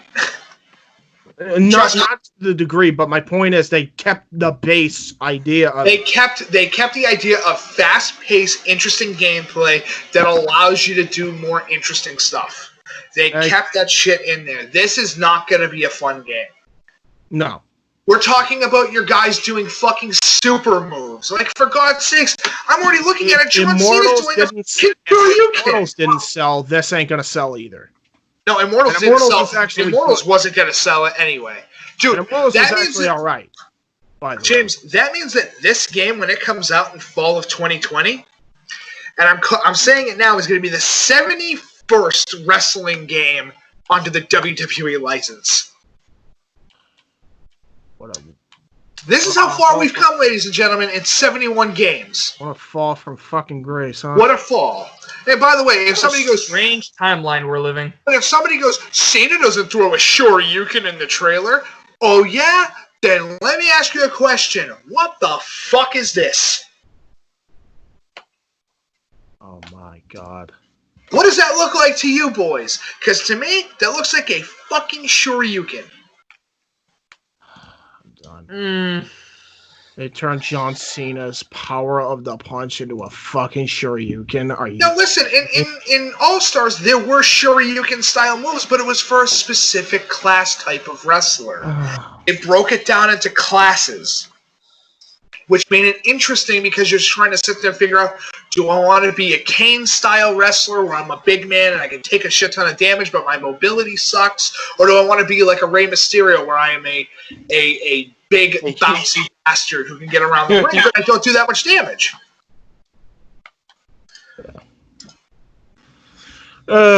Anyway.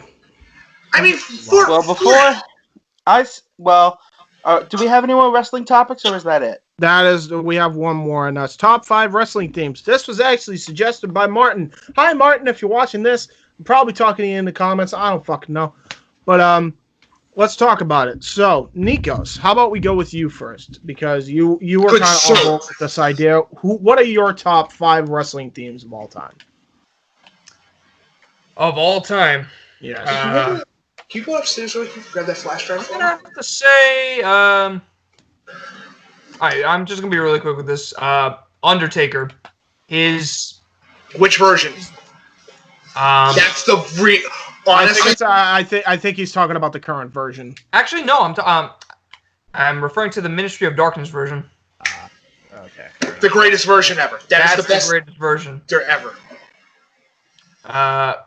Second one, Jeff Hardy's theme song. Which one? He had like 3.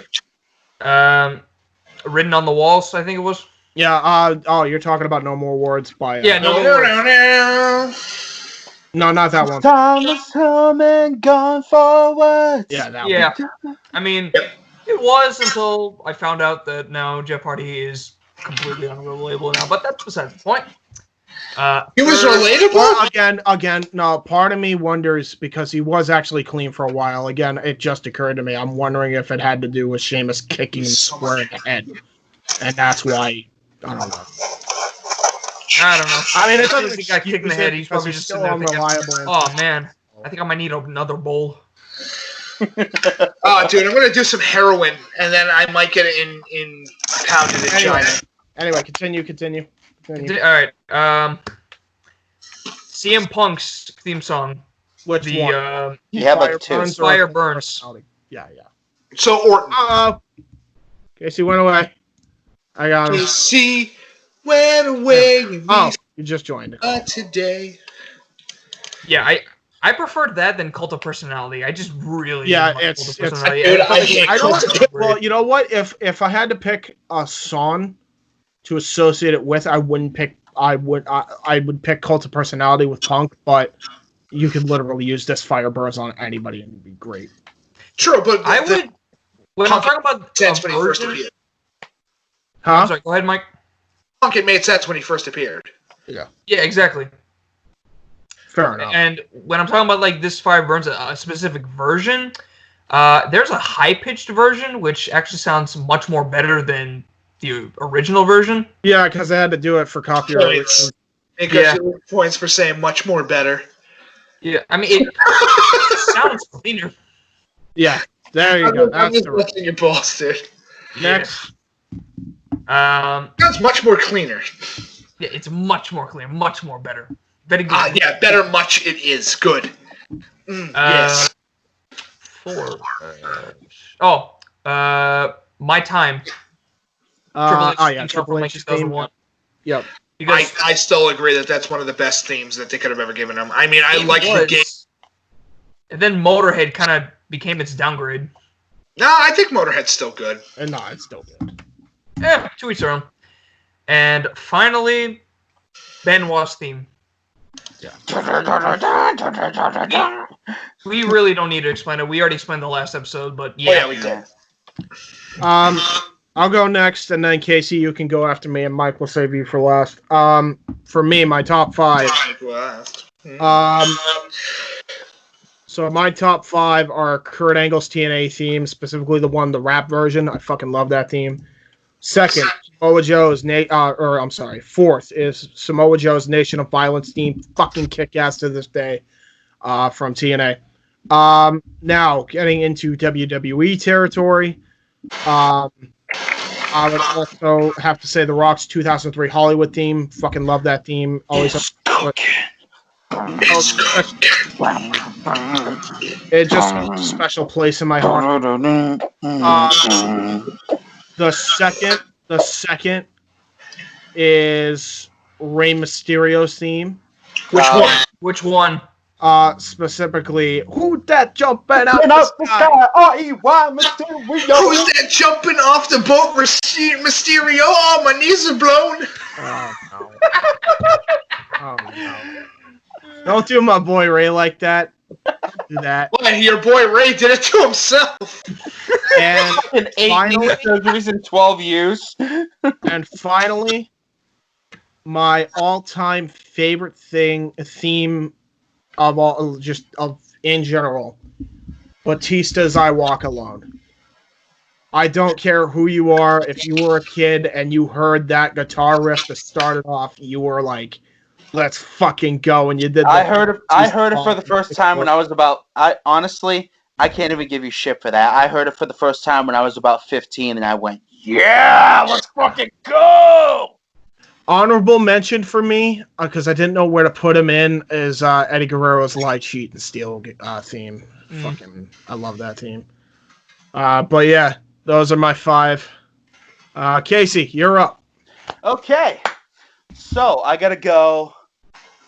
Back in 2007 or 8, I actually picked the Undertaker's Ministry of Darkness theme, rock theme, as my top entrance theme of all time. Honestly, I gotta put this at I gotta put the Traumatosis version at number 5 on my list. Oh, good fucking choice, dude. That's super good. So good. Come on inside. We've been waiting some time. And I actually did find the lyrics. I think I showed you. Wait, does that count? Because if that's the case, that was on a WWE. That was on a WWE CD. It was unused. It's an unused Undertaker theme, so it does count as a theme. Oh damn it! I would have picked fucking. You know what else counted as an Undertaker theme that a lot of people forget? Remember that one time Undertaker came back to Raw with Johnny Cash's? Yeah, I wish he kept that. Same actually.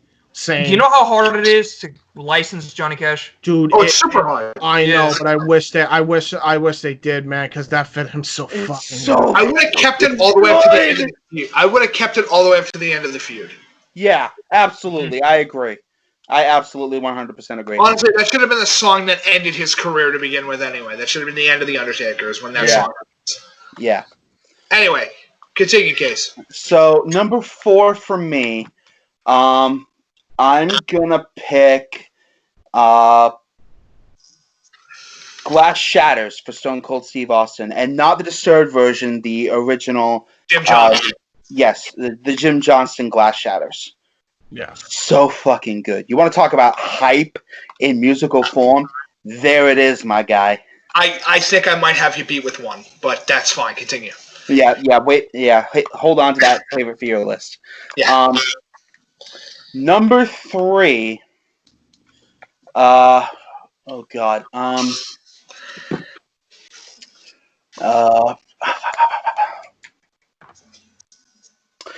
I remember really liking Goldust's theme as a kid, so I'm probably gonna have to go Shattered Dreams. Yeah, good choice.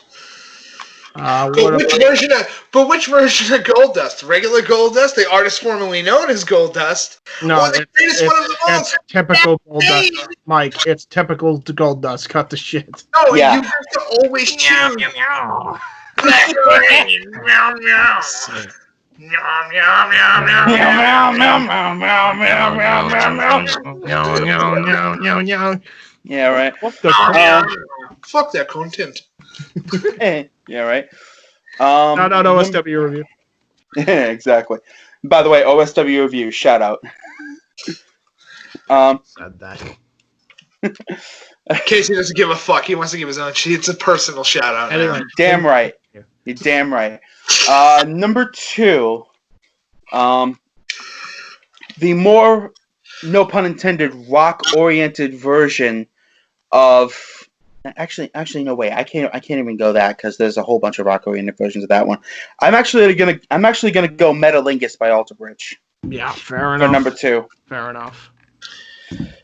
Edge's theme, for those who don't know. Yep. Still Better than being- kicks ass even to this day. It's better than being Cunnilingus. Haha. But Continue. and number 1, honestly, just because A, of the circumstances under which it was used, and B, because I'm a fucking geek,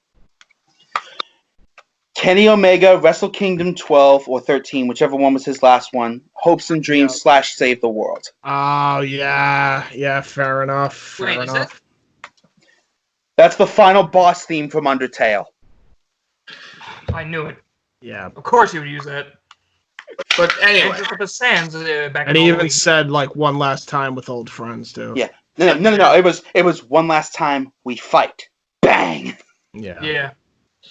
And he fought Hiroshi Tanahashi, too. On Yes. that show, yes.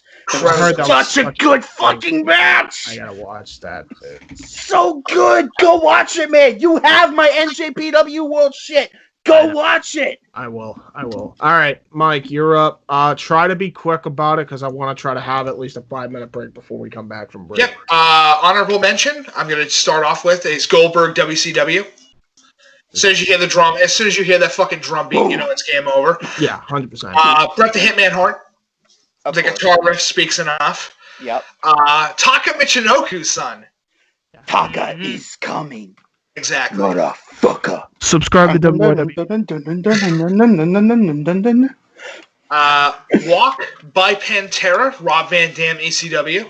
Oh. I totally forgot he used that. Exactly, dude. It's the fucking.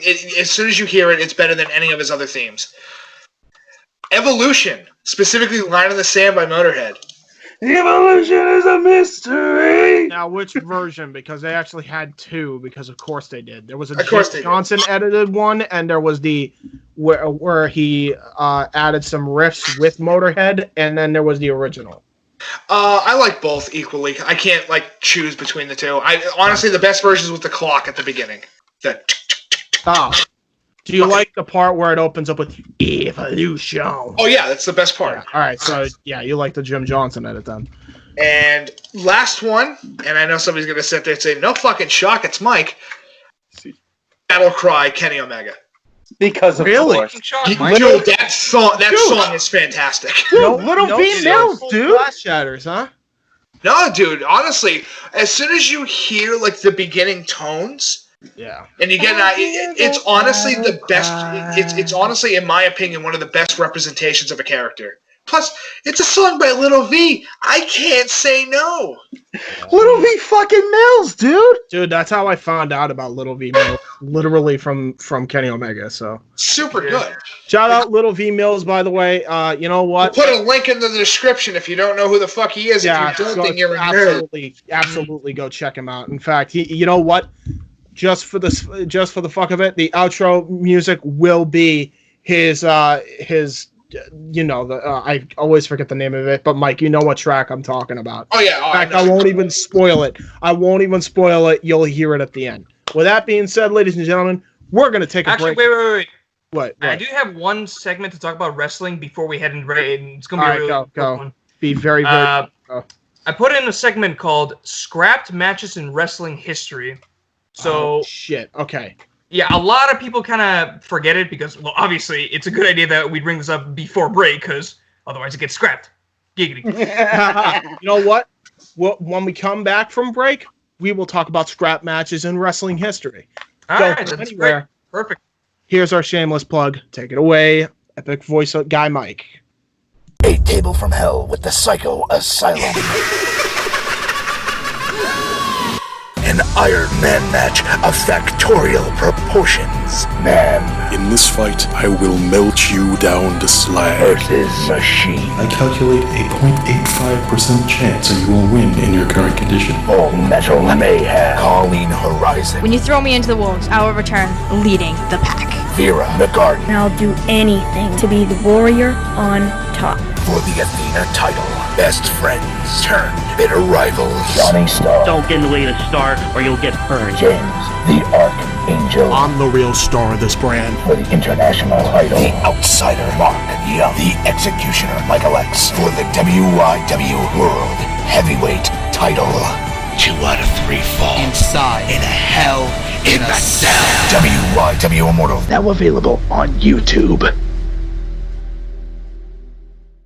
And welcome back to the Indy Force, and I'm sorry, I didn't even know we're back. Yeah, right. You caught me just as I was finishing a drink. Oh, there you go. Perfect. I'll just show Casey downing a drink while we come back. Anyway. Oh, by the way, before we continue, I meant to ask you this, but I thought you were dead in Miami eating too much Hooters. It wasn't too much Hooters. It was too much Popeyes. Oh. I thought Hooters was funnier, so fuck it. Anyway. Because you actually had physical proof. Yes, I had. Wait, does that mean, James, when I die, you're going to pull up the fucking picture of me from like 12, almost like 10 years ago? I might. No, if you die. Because remember. Okay, well, I can actually fix that. No, don't do it. I'm gonna do it. No, I'm gonna make fucking mac and cheese. I will make mac and cheese. Mike. And ain't nobody gonna stop me. All right. Scrap matches in wrestling history. So, Nikos, what's yours? Because this is your topic. We'll have you go first, and then Mike, you can go after him. Yeah. What the hell? I was dead. What happened? So, thing with scrap matches is a lot of people tend to, not remember them so clearly or try to remember the feuds. There was this one feud that I thought would make it big, including like a huge WrestleMania event. Undertaker versus Mordecai. Right. For those of you who don't know Mordecai, he's like the holier-than-thou priest. He was opposite Undertaker. He was the opposite Undertaker. It felt like it was really going to be a good feud, except, one, I feel like that gimmick should have been released during when Undertaker did the Ministry of Darkness era. And two, I guess people just didn't really see into the gimmick that well. especially the fact that Mordecai wasn't exactly just favorable to many. Yeah. Honestly, I think the Mordecai gimmick was one of those things of this isn't going to work the way that we want it to. No, I mean, if it was, what? released during Ministry of Darkness era, then it would have worked out fine. Right. Maybe. That light side versus dark side. And it would have been a really good WrestleMania feud, but again. Yeah. Well, Shawn Michaels did it better, let's be honest. I think Michaels and Taker I wonder where we got that from. Match. Okay. Do you guys mind if I start? Yeah, go. Go ahead. Well, Sting and Ultimate Warrior. Yeah. You had them both in the company in WCW at the same time and did nothing with them. No, they just buried the Ultimate Warrior by having him in one of the fucking worst matches Let's have him WCW history. Let's have him go after Hogan. Out of all the people he had to go up against, why did it have to be the sucker of emotion, Hulk Hogan? Because he wanted his fucking win back. That's the other one I would also say is probably The Rock and Shawn Michaels. We never got that. Yeah. That would have been such a good fight. That would have been amazing. They're two of the best workers of all time. By the way, can you guys see Mike? Because I can't. Yeah, I can see Mike. Okay, cool. Trust me, Kish, you're not missing anything important. Yeah. It's just I know. It's just my face. Just wanted to be sure. Just wanted to be sure. Ricky the Dragon Steamboat and fucking Rey Mysterio. Yep. I know a lot of people are going to say, well, we got Hogan versus Rock. I got one better for you because I know what era you're talking about. Ultimo Dragon versus Ricky the Dragon Steamboat. Dragon versus Dragons. That would have that would also be good. Ray versus AJ. Has that happened yet? No. Rey Mysterio versus AJ Styles? Has that happened at all on WWE? I don't think it did. Did it? I don't think it can now because Ray actually could be susceptible to the fucking COVID-19 shit, so he's off. God. I got a good one. Triple H and Harley Race. That's fucking money. That literally prints. Well, we're just naming off dream matches now. I think Nikos specifically is talking about scrap matches. It doesn't matter. I mean, if any scrap matches come to your minds, it's acceptable. The obvious one obviously would be Hulk Hogan, Steve Austin. I mean, yeah, honestly, actually, the scrap match would be Hogan and Lesnar. I mean, no, fucking Austin and Lesnar. Another match, another feud that we were robbed of because fuck you, Nia Jax. Becky Lynch, Ronda Rousey, 1-on-1, not the triple threat bullshit. Oh yeah, that. We were supposed to get that. Everyone was looking forward to that the most, and of course, we got it robbed from us. And we still have, and we're never gonna get them 1-on-1 match because, by the way, in case you couldn't tell, by the way, Ronda Rousey is done. She ain't coming back. No, she can't stand the WWE fan base, and she's right to do so. I don't blame her. It's a not very fucking fun community. I was actually talking to Colleen about how toxic. Not everybody, by the way. Don't take this as a personal attack. But most the fandom of pro wrestling can be very toxic sometimes. Oh, it's cancer, dude. Unless you find people that you're passionate about it with, or you're just like, I want to be able to have a discussion about it and not be yelled at for my opinion. Right. Then you're fucked because it's gonna happen eventually. Like, I'll yell my opinion, but I'm not going to yell at people because they think that Jinder Mahal was a good WWE champion. Like, whatever, to each their own. To each their own, but you're wrong. Well, I'm talking about the specific portion of the fan base that will literally call Roman Reigns a coward when he walked out of WrestleMania. Go fuck yourself. You have every right to do that. The other fan base. And I understand where Ronda's coming from there. But anyway, that's beside the point. Casey, you got any matches? Yeah, Casey, do you have any matches? I feel like. Oh man, what would have been a good one? Huh. I don't know if we can really call it scrapped because we did actually get it, but I feel like Shawn Michaels versus Steve Austin could have been so much better had Michaels not gotten injured. Agreed. Yeah. Yeah, that's fair enough. If we're talking dream matches from a Japan standpoint, and I don't think they've ever had a match together. And if they did, it was ages ago. I wish we could have gotten a match between Jushin Thunder Liger and Ultimo Dragon. I would have, honestly, since they were both in WCW at the time. That's what I was thinking, yeah. I don't know if they actually did, and it was just buried under all the other shit going on in '98. I honestly wish that we got Bret Hart in fucking Jericho. Yeah. Oh, here's another one. Bret Hart Angle. Yes. Absolutely. That would have been money. Oh, sign me. That would have been money. Oh. Dude, I would have loved to. I would have loved to be there to see it. Hell, I'd love to call it. I swear, if somebody goes, "I really wish that we got Sting versus Undertaker match already happened." No. Match already happened though. You know what? I don't even want that. I don't even want that incarnation of that match to happen.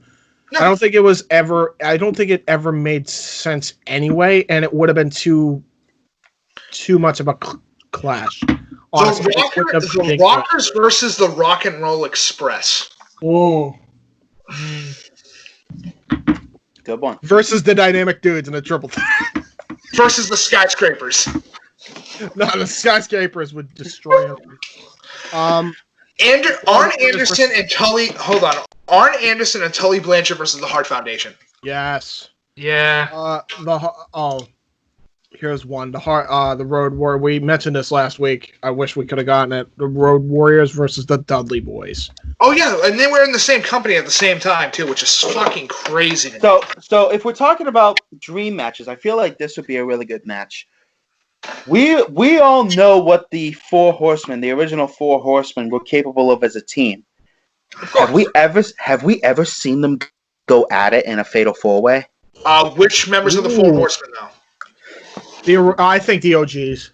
Yeah, the OGs, dude. Here's your Four Horsemen members: Anderson, Flair, Benoit, Malenko, and Benoit. Yeah. Those are your Four Horsemen members. That's my favorite incarnation of the Horsemen. It's the best version because they're all the incredible mat technicians that are fantastic. Yeah. I love that incarnation. I know a lot of people love the original, and I understand. Trust me, I get it. But, dude, you can't beat Malenko and freaking. Although it was so short-lived, that's the sad part. Okay, I got two more. Then they joined what was it? Freaking Shane Douglas's group before they became the Radicals when they left. I have two more for you. Yeah. Rick Rude versus Kurt Hennig. Yeah. Yeah. Don't know how we got it. I don't know how we never got it, but that match is not recorded anywhere in history. I could have sworn we got that. The last match that I would have won out of all the matches, Shawn Michaels and Macho Man Randy Savage. The most technical fucking match ever. Yep. Michaels and him would have been a mint match. That would have been fucking main event WrestleMania worthy. It's so, with the title on the line, it's so good. So good. But Vince was a butthurt because, you know what? You left when I was doing commentary. Kind of old. You know what, Macho? You're getting kind of old. I'm like 35. You're getting kind of old. We're going to put you on commentary. I'd love to see him say that now, and then you just fucking blow up a picture of the fucking Undertaker, who he still has wrestled to this day. You blow up a picture of Shawn Michaels and Triple H. Yeah. Fighting in Saudi Arabia. Yes. How about the amount of legends? A picture of bald as fuck Shawn Michaels. It's fucking. It's still uncomfortable, bro. Hey Vince, this is what you're gonna look like in a couple years. Oh, wow. I can't believe I still One have... can only hope. Here's what Shawn Michaels is going to look like in a couple of years. We're gonna here's the thing. We're gonna skip the Alinity topic because fuck it, I don't care much about her. And it turns out I was wrong when I initially reviewed it. So how about we move on to, I was gonna say the Seinfeld horror game, but Nikos, you have something you wanted to rant about, my good sir. Is it the nipple rings? I'm sorry, I'll put them away. Give me a second. No, just let Nikos. I gotta put my LGBTQ nipple rings away. Hold on. Dude, let Nikos just sit back. Just sit back and let. But if he comes at me, dude, I gotta fight back. Dude, just sit back and let the Greek anger flow. Have fun. What happened to Naughty Dog games? They made Sleeping Dogs and Crash Bandicoot. And The Last of Us 2. Uncharted games, and Ratchet and Clank, and more renownedly known, The Last of Us. Yes. Now, as I talked about last episode, one of my favorite games was The Last of Us. And I was really, really hoping that the sequel would be better than the first. Until I got spoiled with the story leaks. So I'm not going to spoil it for everyone because I want you to... Hold on, really quick. Those are not confirmed by Naughty Dog yet to be actual parts of the story. They're just leaks. We don't know if they're true or not. True. But the fact that they could be real is just shockingly disappointing. Especially for the director's standards. So, I'm just going to say it out here. I'm not going to spoil anything because I don't want to disappoint anything for the fans until this game releases. So, this is what I'm going to say. I'm just going to lecture you all about two people. First one is a woman named Amy Hennig, who was renowned as one of the greatest writers of the Naughty Dog industry. She had many opportunities to work for other companies, but because of her major, she had to work someplace else. She worked at an entertainment where I can't name off the top of my head, where critics would constantly bash her for the company being too sexist, and she would reply, she really doesn't care. All her life, she's had men supporting her, and she would always thank the guys and girls for helping her. So she moved to Naughty Dog. There was one person who disliked her writing. This person would be the director of Last of Us 2, Neil Druckmann.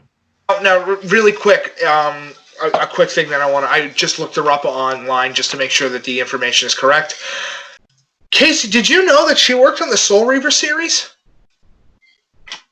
I'm not.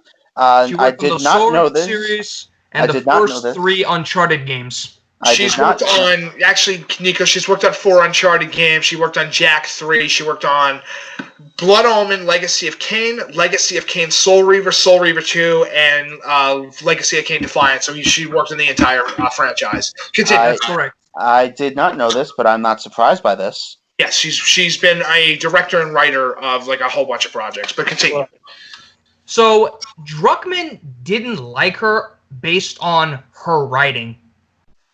He claimed that he wanted her writing to be more progressive. Oh, fuck off. Now, problem with this, and I'm going to give it from a perspective of somebody who's played the Legacy of Kain franchise.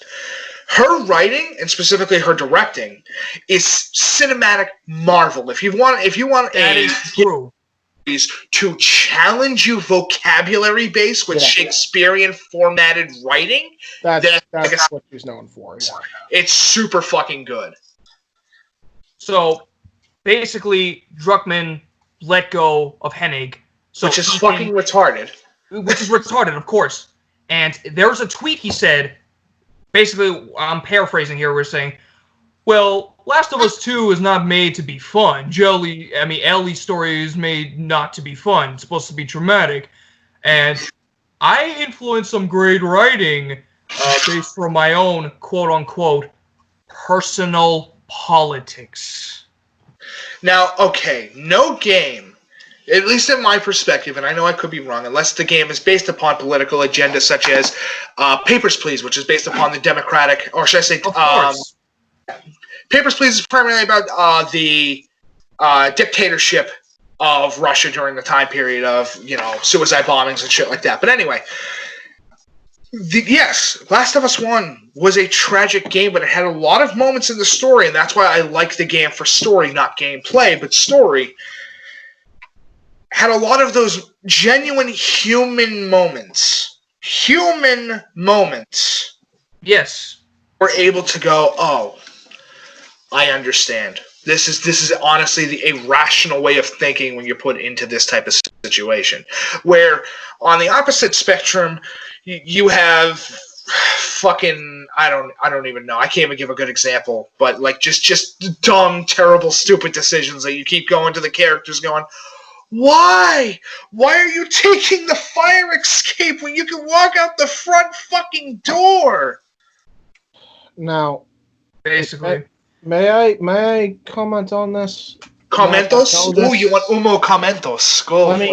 Let me sure, James, comment on this. Here's what I will say, and this is why people get angry when you do dumb shit like this. If you say it's your political agenda, it will fail. It will ruin the game. Fail. It will ruin the franchise. It will ruin your credibility. It ruins it because, and I'm going to say this quietly so I don't piss anybody off, politics are kind of bullshit. So, they are. Politics are not meant to be fun. No. It doesn't even deserve to be on this type of medium. No. So, video games is an entertainment medium. Video games, any entertainment is a medium to basically divert your attention and give you a form of escapism. That is what a video game is supposed to do. It is not supposed to remind you that there are political agendas, unless you do it right. Now, unless it is from the heart and it is genuine, and the person is supposed to be somewhat progressive because of their experiences, and that's how it's supposed to be, and it's from the heart, then you can do it. True. Then and only then. If you're not doing it that way, no one's gonna buy your bullshit. Exactly. And by having this fucking I completely agree. Lord mess with this game that has been hailed as the greatest for the past couple of years for its cinematic, amazing success. Yep. It's terrible. Even though he says it's not supposed to be fun, but it's supposed to be for the experience. You're supposed to get into this feeling immersed. It's not like you play Last of Us and there's like a mini game where you're playing fucking Mario Kart or some shit. Yeah. That's Nintendo. This is Sony. This is Naughty Dog. And the way that this is going, like I said, I'm not going to spoil anything, but story. Can I really quick give an example of one piece of work from her that got canceled by Electronic Arts? Sure, go ahead. That she worked on the story of. Specifically, she set the direction for how the cutscene was going to go for E3. Now, Lisa, you should recognize this little image better than anybody because you and I watched the E3 where this little thing popped up. Yes, exactly. Yes. That. It was going to be a third-person open-world Star Wars game. Yeah, which later was turned into something completely different. You may know what this game is somewhat resembling to, and you remember how much of a pile of trash it actually was. Because fuck EA. Yeah, Electronic Arts is not my best friend. However, they did release Fallen Order, which I thought was very good, but I would have preferred a game where it's trying to deal with the Empire firsthand instead of just kind of once in a while. Anyway, that's besides. Continue with blatant disregard of human emotion into political agenda. Well, someone in my group chat that I'm in, he leaked out the entire story. Again, it's a leak, like you said. It may not be confirmed by Naughty Dog, but from after reading it, it sounds like it. It definitely has their story beats. Yeah. Well, Posted by an anonymous source, and you could. And first, I'm just gonna spoil this one thing. It's a revenge cycle story from the first game. So what you're saying is a game that is not polished. It is a not. Listen, here's how your usual revenge story goes. You attacked me, you fuck, and I'll come back after you after what you did. Well, now I'm coming after you for what you did to me. It's a never-ending retarded cycle that is not good fucking story development. It's based on a character who we've never seen from the first game. It's one of those off-screen characters. Like, for instance, this is one I'm going to spoil for the character. Do you remember in the ending of The Last of Us, the first game, where Joel saves Ellie from the surgeons? The surgery room? One of the surgeons Joel kills had a daughter. That's your villain. Retarded. And she goes on a killing spree looking for Joel and Ellie. Okay. Can I tell you what that's... Ending is disappointing. Do you know what that is? You know what that is exactly like? What? If you don't mind me saying it like this. Go.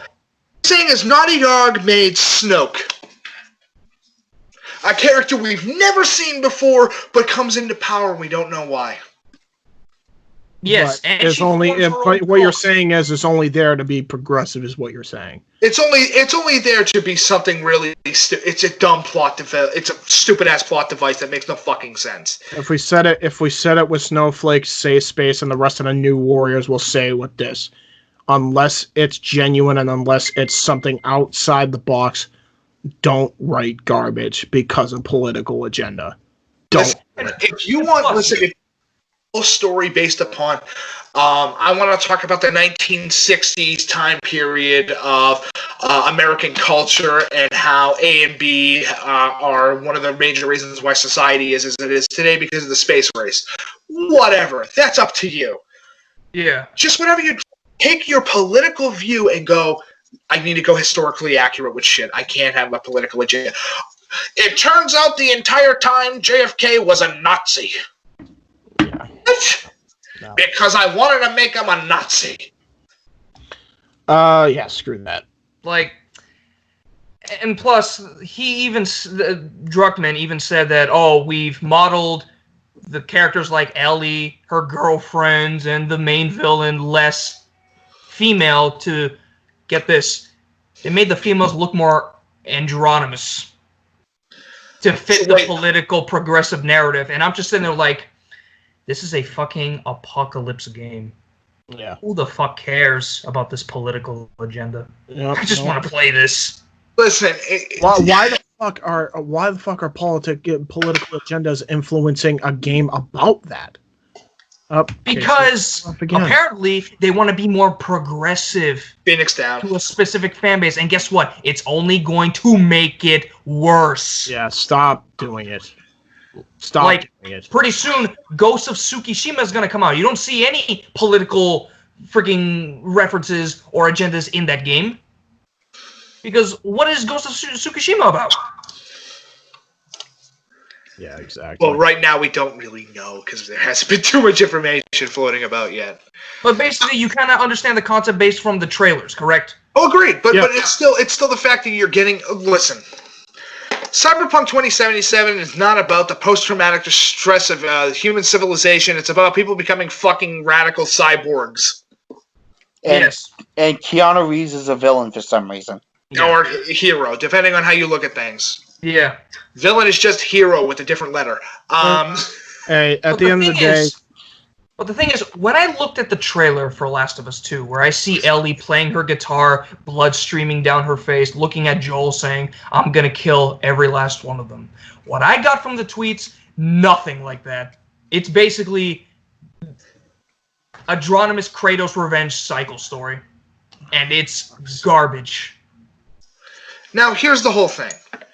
If you want to have a political undertone where it's supposed to be, if you think about the story, you think about it from a specific perspective, I completely understand it. Like, I'll give an example. If your game's under part of it was going, this game shares themes with the Holocaust. Okay, that's fine. You can absolutely do that. That's completely fair because it has historical accuracy and proof behind it to make it a real thing. But when you are making a fucking game that is for entertainment, let's put that first, entertainment. Yeah. That is what you're supposed to do, and take your political views and nonsense and throw it out the fucking window. Now, again, unless it comes from the heart and makes sense with the actual. Naughty Dog is about to be put on the same. If this fucking game does come out, and this is big, we're not talking about it's The Last of Us. We're not talking it's the about biggest game since the first one, and now that people are going to play this game when it comes out, they realize that they're just going to play for the gameplay and not for story. Exactly, If that's going to happen. Stupid. Naughty Dog, you need to do 3 things before this releases in June or July. Fire the moron that wants to create a political agenda. Fire Neil Druckmann. Because he didn't direct or write the story for Last of Us 1. No, he wrote it for the DLC. And you can tell. Yeah. 2, bring back Amy Hennig. Yes. She could write a better story than that cuck. And 3rd, don't even release it in June, July. Restart the whole story. Please. I don't care if it takes you another 5 years. This game will bomb if Naughty Dog ends. No, here's what's going to happen. It's not going to bomb because it has The Last of Us 2 as its title. But what it's going to do is it's going to... Their future titles will vastly be affected. Now, here's the whole thing. Naughty Dog is known for making Crash fucking Bandicoot, and that series is great. They made fucking Sleeping Dogs, which I really enjoy for gameplay's sake, and I really liked the story to Sleeping Dogs. I thought that game was fucking fantastic. They made Uncharted, Nathan fucking Drake, dude. One of the you can't have Lara Croft and Nathan Drake in the same room because you go, oh, that's the same character. Right. They gave Nolan North a real career out of one of his best roles, one of his best characters. The fact that these fucking idiots are going to sit there and go, well, this individual here, listen, I believe that gay is okay. Gay is okay.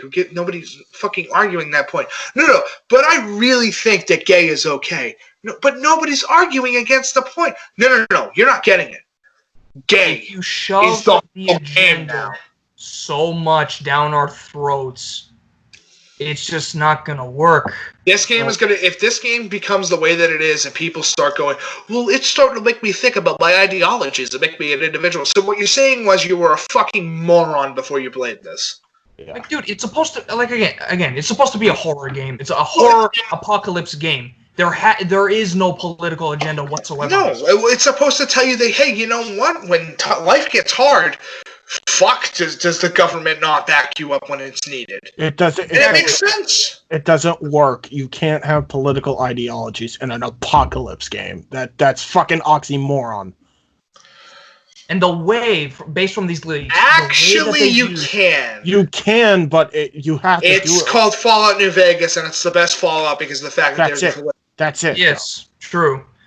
But the way that... was a game based upon political undertones. The way that these leaks use Joel and Ellie's character throughout the story, again, based from the leaks, is fucking abysmal. And again, no spoiler here, but you will be disappointed to see what will happen when this leader starts hunting them down. It'll make you think. It'll make you think back in the first game where it's like, wow, Joel and Ellie are a great team. They can survive through everything. Joel nearly died protecting Ellie. Second game, they're like pieces of meat.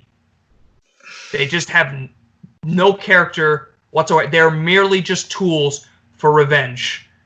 And that's just lazy storytelling. Hey, so basically what you're saying is they Sonic 06 it minus the political undertones. Story started off great, and then it's going to crash and burn. No, dude, let's be honest. The story of Sonic 06 was trash at the beginning. As soon as you go, why am I looking at Final Fantasy Sonic the Hedgehog? What the fuck am I looking at? Why does Silver look like Cloud? Why does Silver look like Trunks? Why is Shadow straight up Vegeta? Yeah. Why is Dr. Eggman not as fat as he usually is? Why does he look more human than every other character in the game, yet he has a cartoonishly big mustache? So, moral of the story is... But, all right, to end my rant, basically, you have to get rid of Druckmann. That man is going to ruin Naughty Dog games. Oh, yeah. Listen, you can have a political agenda and make a good game. It's been proven in history. But you can't fucking make it your entire... I need the world to share my political views. Who gives a fuck what your political views are? They're your views. Nobody's going to be able to share your point of view because you're the only one looking at it. Listen, you can look at me and say, this shirt here is black. But I'll sit there and say, I don't know, it's kind of like a navy blue-ish color. And we'll get into like a 45-minute argument over what fucking color my shirt is. Guess what? It's a fucking color. It doesn't matter. Exactly. And with The Last of Us, it's just a game. You really don't need to put any message in it. So, to end my rant, basically, obviously, you need to make some changes in the future. Because if this game comes out and it receives disappointing reviews, hey, don't say I didn't warn you, okay? And even if the spoils or leaks, they are facts, credible or not, be warned. Because if that shit comes out as true, don't come crying to me or to fucking Sony or Nada saying, hey, we want our money back, this is shit. I'm just pointing it out for you. If you really want to save some coin, just don't try to invest. If you want, go ahead and buy it. Maybe you get immersed by the graphics and the gameplay, but story-wise, forget it. I mean, there's a part of me that says, you should get it just to see what it's like. Maybe the leaks aren't facts or credible. I would say, listen, I'm going to tell you exactly what's going to happen. IGN is going to take a fucking handout, which they usually do, let's be honest. That's why Casey and I have agreed for a long time now that IGN is not a news source. No. Unless it comes to shit that's like obvious new games coming out, that's when they're a news source. But when it comes to actual shit... IGN, Game Facts, IGN, Game Ranks, fucking Game Radar, all the goddamn things, including fucking Game Informer, it's all handouts. That's all they make their money off of. You want an actual game with an actual score, you come here. Because I don't care, I'll fucking buy it and play a brand new game and give you my opinion upon it. I think FF7 is fantastic from my personal perspective. I would give it a solid 9 out of 10.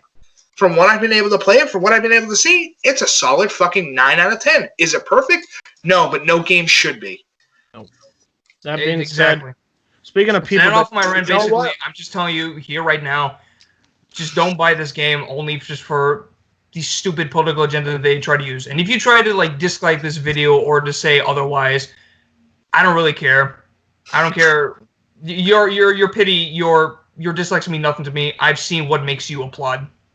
Yeah, exactly.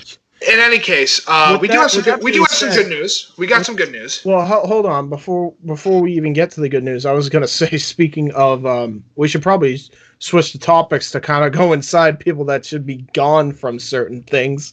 Hey, Mike, Kathleen Kennedy, eh? Yeah. Only took him 6 films. You know, I was watching Who Framed Roger Rabbit today, and I found out that she was part of that movie. Yeah. Well, you can tell. Hey, fucking excuse me? Yeah.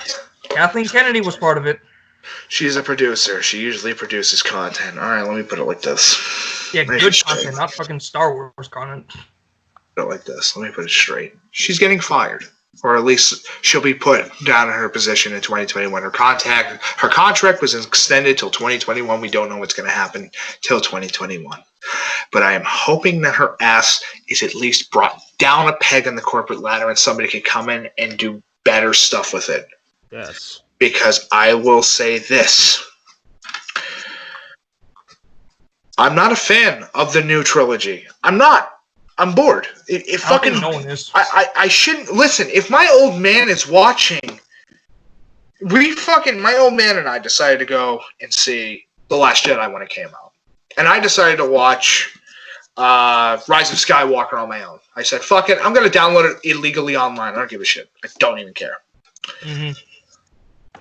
You know what's bad when my old man, who got me into Star Wars, is falling asleep halfway through the fucking movie. Yep. That's bad. That's terrible. That's literally terrible. Now, I know a lot of people are going to look at me and say different things, and that's fine. But as an individual that cares about this franchise more than I should, right. I do not agree with the factor that there should be. We've talked about it previously that no political agenda should be on this at all. Yep. And if somebody thinks, oh, well, that previous thing that you guys put up about Kathleen Kennedy ruining Star Wars or runners of Star Wars, according to James's English. Yeah. Did I fuck it up? You fucked up Ruiner. It's called Runner. You made it Runner. Runnier. I'll fix that right now. Don't worry about it. It's not that big of a deal. It's one fucking mess up. Who cares? No, it's mostly because of the simplistic factor of I just want her gone. That's all I care about. Just have her stop working on this franchise because of the fact that she has no fucking idea what she's doing. No. She's okay with scripts, and then when the movie comes out, it bombs. And it's like, well, I fucking wonder why that happened. Is it because none of the stuff in these movies is challenging your audience? Or should I say, or is entertaining in any fucking format and way? Because The Last Jedi, I was bored watching. And I shouldn't be bored watching a Star Wars movie. And I know somebody's going to sit there saying, well, Mike, you're 24 years old. At this point, you should absolutely know what's going to be in a Star Wars movie. Should I really, though? Should I really know what the fuck's going to happen in these movies, like 100% all the way through? Should I really know that? As I said, this was my pitch and my idea. This is just me. If she's bitching and moaning that, oh, well, we don't have the comics to back ourselves off of, then you shouldn't have made them fucking... You should have just said they're canon. Make them canon and everybody's happy. No, you decide to come in and say, well, they're not canon up to a certain point, and it's up to this specific example, but this one is canon even though it's a part of the new timeline, but this one isn't, but this one is, but this one isn't. But you're just fucking around with the timeline of events that we can go 10,000 years into the past before the Battle of Yavin and 500 years into the future. And we're able to know that entire history of stuff. Yep. It's cancer, and I want her gone. I want her gone. I just want her gone. I know a lot of people are going to sit there and say, you don't like it because Lucas isn't running the movies. Yeah, that's primarily the reason, because it was his vision for Star Wars. Yes. Yeah. I know a lot of people can sit there and say, but he made fucking Jar Jar Binks and that character sucks. Yeah, it's better than having a character that almost, I don't know, fucking accidentally kills her and her love interest within a couple seconds of being in frame. Yep. Do I have to remind anybody of Finn's second girlfriend? That comes out of nowhere, and instead of talking to him and having a conversation and saying things, she runs his ass almost completely off the road. Yes. Almost killing him in a fucking violent accident against fucking First Order AT-ATs. It's just, Casey, you gotta back me up here. You're saying it all. You're saying it all for me, man. Am I crazy? Like, am I nuts? Am I losing my fucking mind? No, you're not. It's the. Well, I already did my rant, so at this point, anything is acceptable. Yeah. Like, am I going crazy? Like, have I lost it finally? Am I finally fucking? Am I like this close of hitting me with the forget me stick, and then finally just forgetting everything that's going on? Because I feel like I'm gone nuts. Like, I've entered a fucking parallel dimension where Disney has owned the world, and where the government's allowing a fucking monopoly of entertainment being held under the House of Mouse. Dude, honestly, I wouldn't be surprised if wrestling's next, to be honest. Oh, it wouldn't shock me. But all I'm trying to say is, I don't hate Kathleen Kennedy as an individual because I do not know Kathleen Kennedy as an individual. But Kathleen Kennedy, the president of Lucasfilm, I cannot stand. For the fact that all it takes is one shirt. And for me, that shirt spoke fucking miles more than what the words on the shirt said. Mm. The fact, in case I don't know if you've seen it, but it was on the thumbnail of one of the highlights that James did. The Force is female. Yep. A connective force that combines us, surrounds us, pulls us together, binds us. Yep. Has a gender.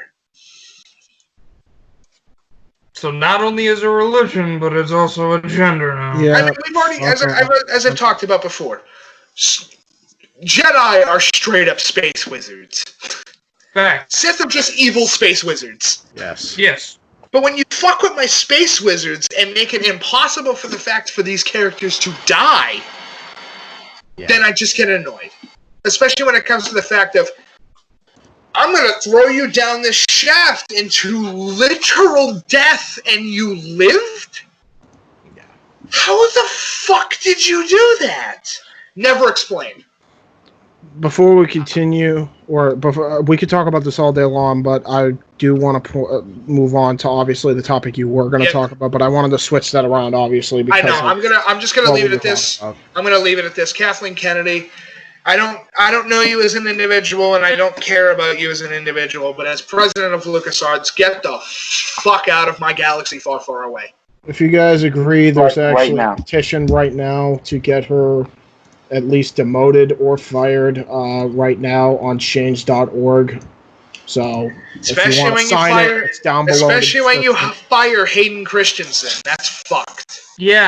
Yeah, let's get rid of Anakin Skywalker. Nevertheless, let's cancel the Obi-Wan movie that everybody wanted to watch. Yeah, right. Yeah, go fuck yourself. Anyway, let's get on to the good topic that I wanted to talk about. Ladies and gentlemen, Streets of Rage 4, Samurai Jack is getting a game. We have a Season 2 of, I'm not sure, TWAU, that would be... The Wolf Among Us, Season 2. This is getting a Season 2, Cyberpunk 2077, and we were going to talk about this in a positive light, but we might as well just completely cut that. Yeah. But Streets of Rage, if you've never played it, Sega, side-scroller beat-em-up, very fun. If you're looking for a game that's goofy and weird and wacky, it's Streets of Rage. It's super good. It's a classic side-scroller beat-em-up where you just lay waste of punks in the street to try to get in your way.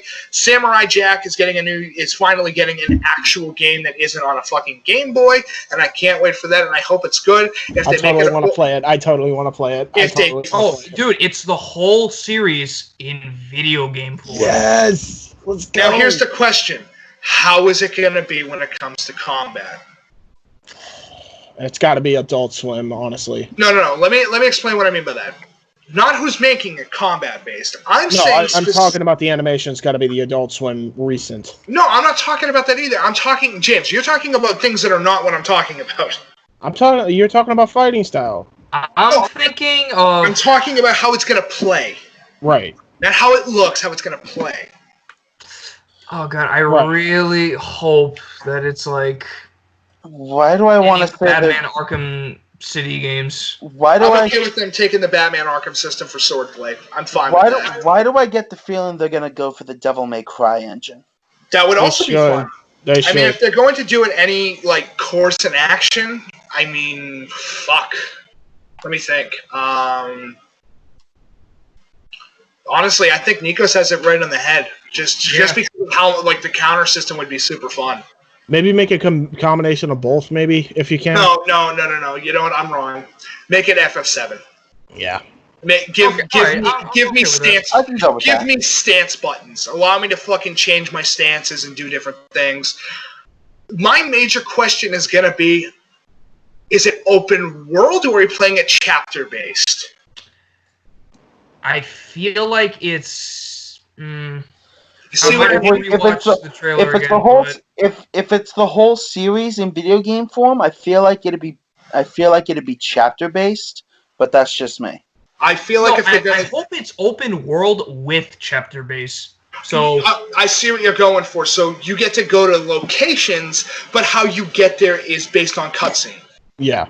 Fine with that. I'm absolutely okay with that because I understand how fucking massive the Samurai Jack Or you could just watch your location and start the mission or chapter. Agreed. So yeah, Samurai Jack, ladies and gentlemen, we're giving it our 2 big gorilla thumbs up here. Yes. Streets of Rage as well. I'm looking forward to that. Yeah, dude, it's a classic side-scroller beat 'em up. I am so hyped for Streets of Rage 4. It looks like Blaze and is it Axel or Adam? It would be Axel. Yeah. Okay, so it looks like Blaze and Axel are back, and I could not be more hyped. Now, here's the question: is it going to be as 90s cheese as the original game? I hope the fuck so. So James, I don't know if you've ever... I'm sorry to cut you off, Mike. I got to say this. The original Streets of Rage was on the first game cart I ever owned. Yep. It was a 6-pack and that's literally what it was called, 6-pack, 6 PAK, all capital letters. It was a compilation cart that had Streets of Rage, Golden Axe, Columns, fucking Super Hang On, The Revenge of Shinobi, and the first Sonic the Hedgehog. Yep. That was my first introduction to the world of Genesis growing up, and I was about 4 when I got this. Awesome. Yeah, I like Bare Knuckle 4. Which is the original title. It's Japanese. The Japanese title. So Streets of Rage, super good and fun. I can't wait to do complete leaps over my opponent's heads to deliver savage ass German suplexes. Yeah. And if they're going to bring if they're gonna bring a character back, bring back Max motherfucking Thunder. I want my wrestler to come back so I can pile drive fools into the goddamn concrete streets. Ooh, muscle. Oh, yes, so strong. So strong. Oh, beef it up, yes. On the Max top, Thunder is literally just Bill Bogan. Oh, he's fucking awesome though. That's such a good design for a character. Yeah. Done. The Wolf Among Us 2. I'm super excited for it because the first game was fantastic. I think it's the best Telltale game ever made. It is. It's so fucking good with the art style, the comic book inspired graphics, and the most important thing, Big B is a well-developed good character with no political fucking undertones. Yes. And you're probably going to be wondering, well, Telltale shut down. Who's going to be making this game? The same one who finished the final season of The Walking Dead, which was, I believe, Skybound Games. Skybound Games, which is made from remnants. Didn't they finish the Batman? Didn't they finish the Batman second version as well? Yeah, they finished season 2 of Batman, but I honestly think it's okay. The Batman Telltale series isn't fantastic. The story is Again, I think that it's too New 52, and I'm not a fan. Well, here's the problem. Here's the problem with it. They were also Undertale wasn't, or Undertale. That's the name? Telltale. Right? Telltale. They were. I always get them confused. Sorry, my bad. But Telltale always, they even said like it wasn't really that. They weren't really that passionate about it. They were passionate about doing a fight scenes with Batman, of course, because it's fucking Batman. But they didn't know enough about Batman to do a Batman game. But the freaking people they were working for were pushing it, ironically, like a political agenda. So that's what made the problem. Fuck it. The problem with Telltale, and I think it's the problem with most game companies, is they just had too much shit on their plate. I mean, their magnum fucking opus was obviously Walking Dead Season 1. That game is Season 1. How it's put out together. Their best masterpiece, however, was Season 1 of Wolf Among Us. Yeah. Oh yeah, it's incredible. It's like one of the most underrated fucking Telltale games. And honestly, if you're gonna be like going way back in time, they did Sam & Max, dude. Sam & Max is fantastic. It is. I've seen gameplay of it. That was Telltale Games. They did Sam & Max. They did Sam & Max, but like LucasArts gave them the license, and they did the Sam & Max games, which are super fun. If you want like a goofy fucking detective style story with some ridiculous plot, you absolutely Fun fact. I don't know if this is before Telltale took over, but in the original Sam & Max games, now that you bring this up, the voice of Sam, at least I believe it was Sam, is the same guy who voices Goofy. Oh yeah. Yeah. Bill Farmer. Interesting.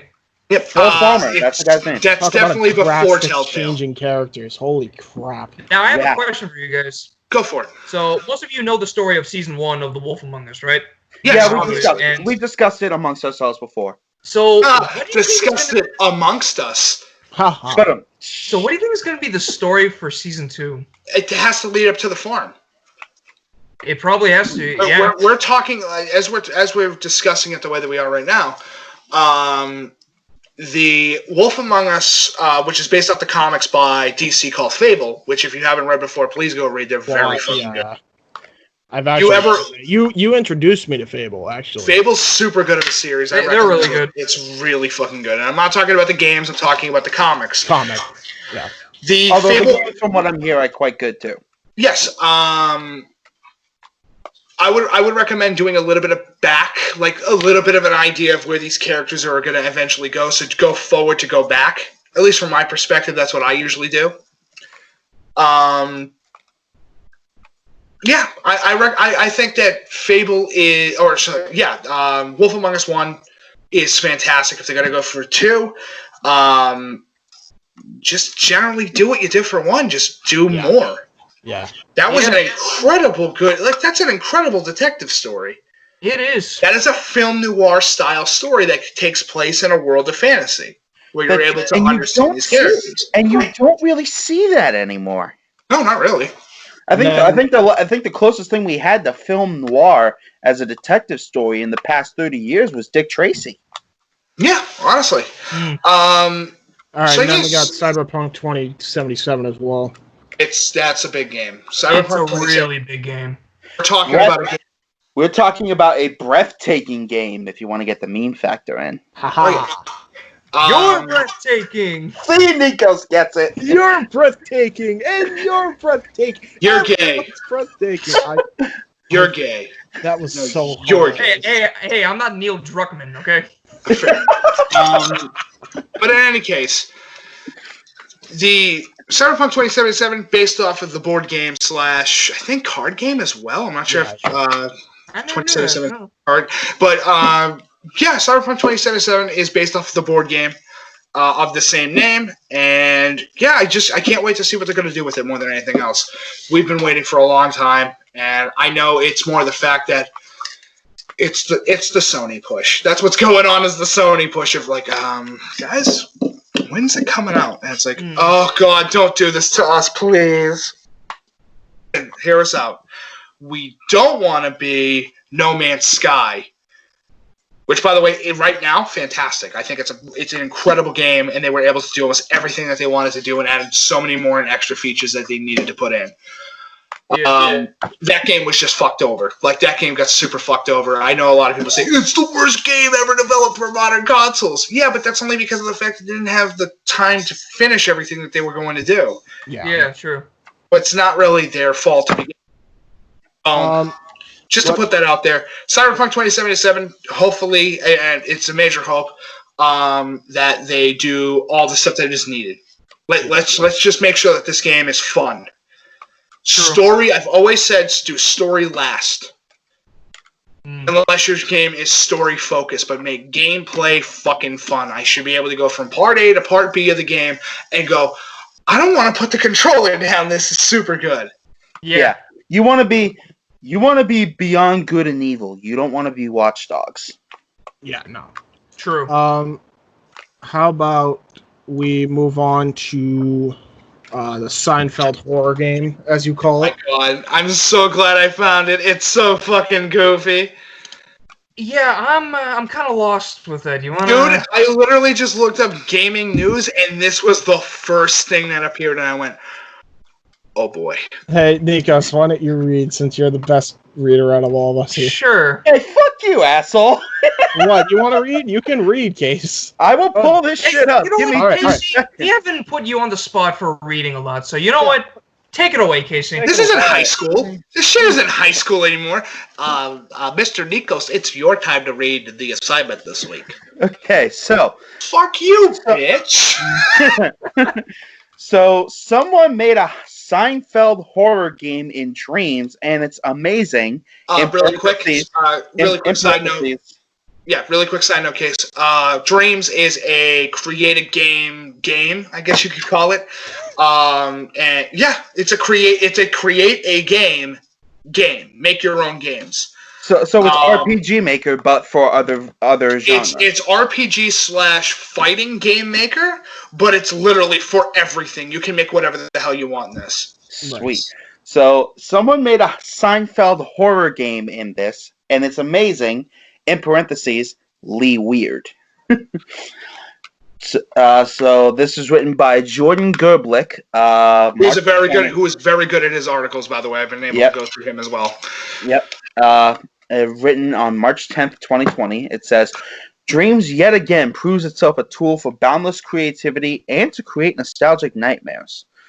So the gist of it is, there's a Seinfeld horror game in Dreams on PS4, and you can go ahead and file this under things eerily similar to a nightmare I had in 6th grade.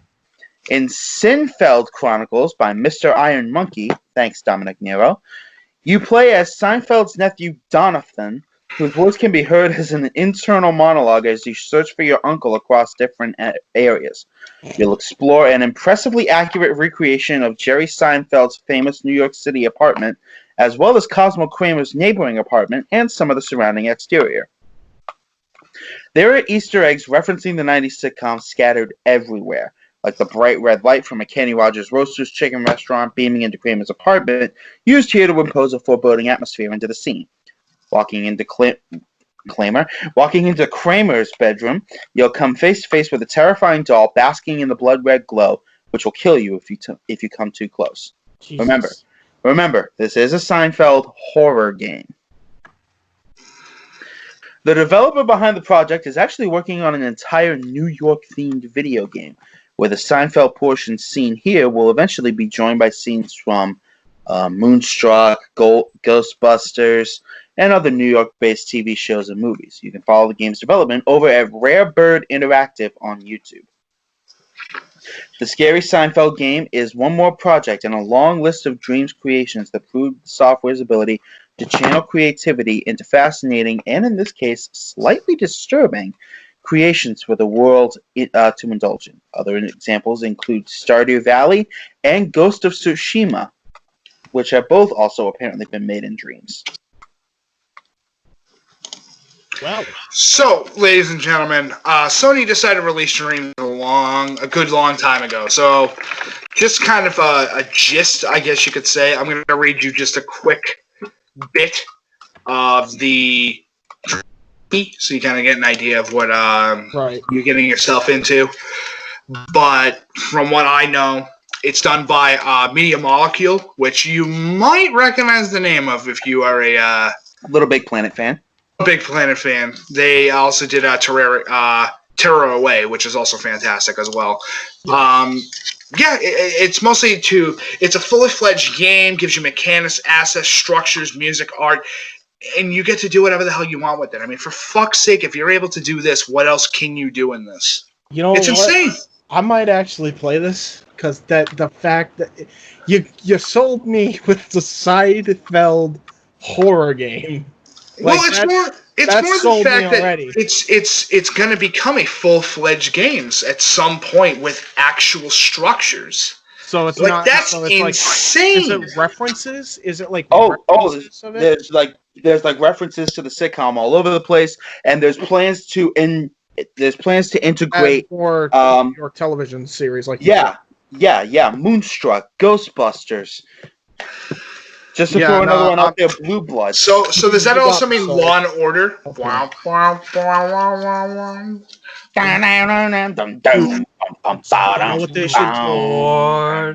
You know what they should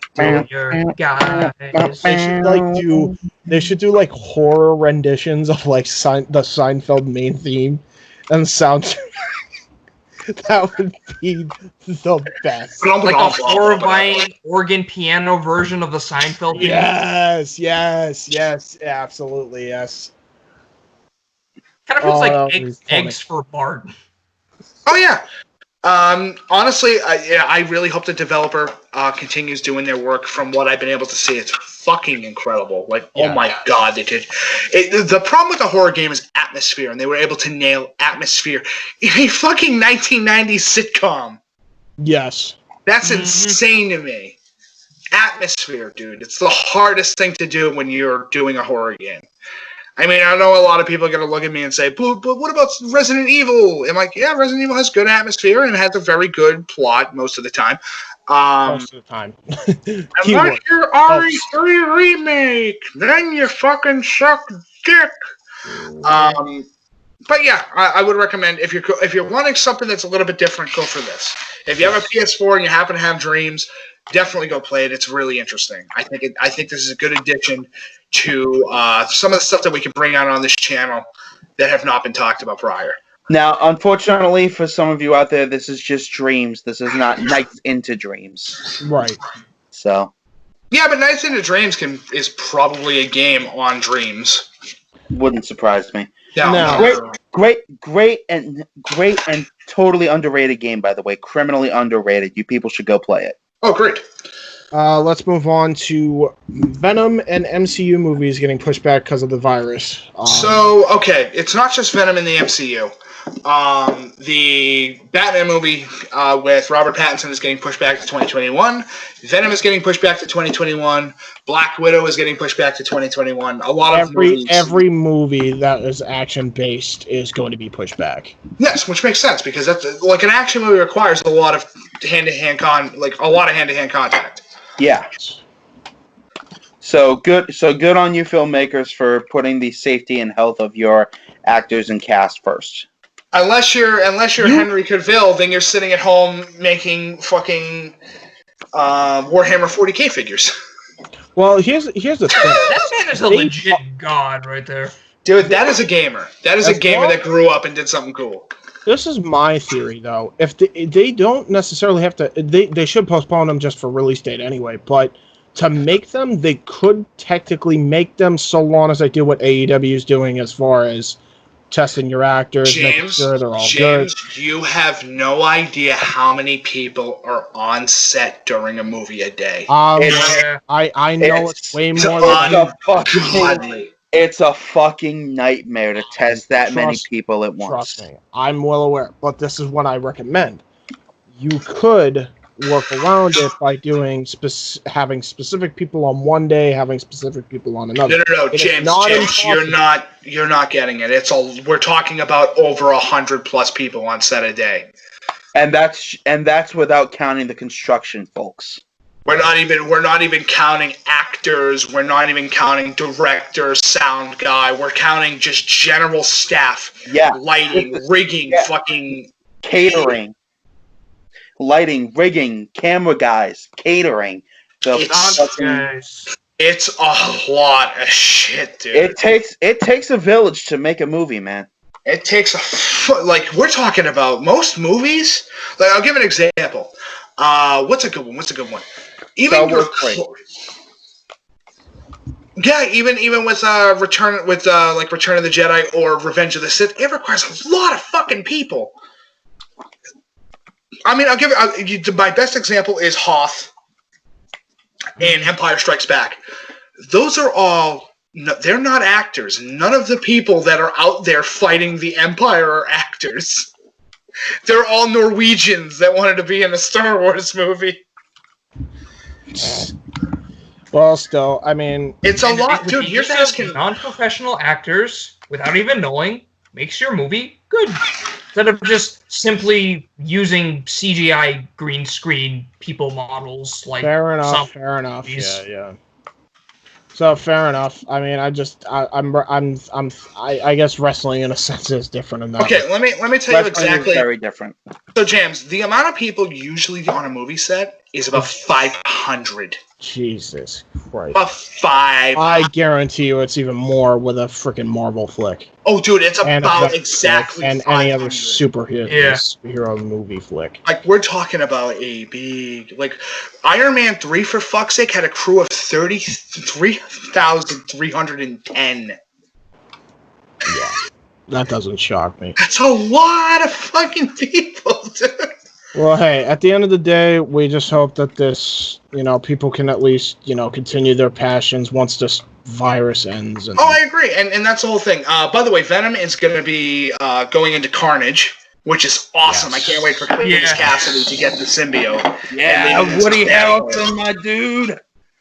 And I swear to God, they better do the Natural Born Killers thing. I'll be super fucking stoked if they do that. Yeah. Remind me of the Natural Born Killers storyline after we get off. Natural Born Killers is about him and I don't remember the name of the actress off the top of my head. It's been a long time since I've seen the movie, but I think, if I remember correctly, Robert Downey Jr. is in it as a newscaster, and it's all about a couple going around, I think Texas, maybe it's just some parts of the southern United States, murdering people because they believe that they have demons. Yeah. Sometimes we're all just born to be natural born killers. super good movie. I would recommend it if you want something that's fucking weird. It's fucking weird, but it's super good. Fair enough. Sweet, all right. All right. Last topic for the night. So, the final topic, and this is actually a reaction because it is not owned by anybody, and I don't think we will get claimed for it. So, thank you, Crypt, for that. Crypt. Then it gets copyrighted, then we get claimed. No, we're fucked. Yeah, we'll be all right. Right now, hey, you know what? It's one thing. We'll be all right. As long as we do the highlights, we should be able to make up the difference. If we ever make money, that is. Yeah, right. But hey. We're so people get paid for this? Oh my goodness!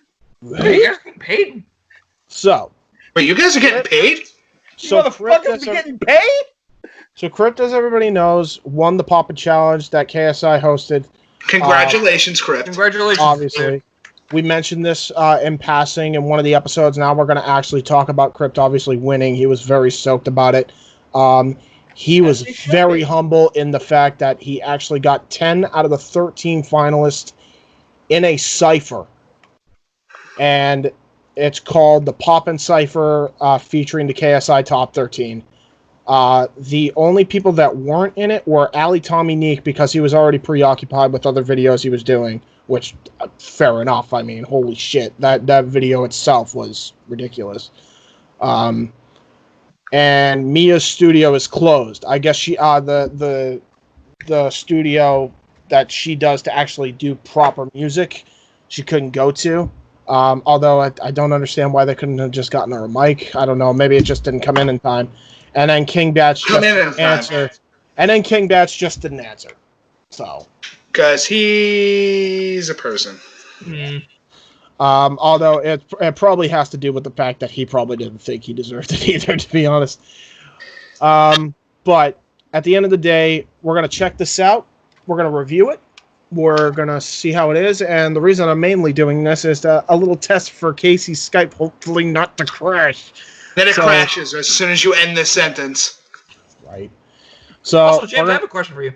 Yeah, go for it. That's a good question. Why are you coddling your speaker? Oh, because it's late at night and I don't want to keep my parents up. But real quick, we're going to react to this. We're going to review it. And you know what? Just to be on the safe side, I'm going to start the recording and then I'm going to re-record just so that way, you know.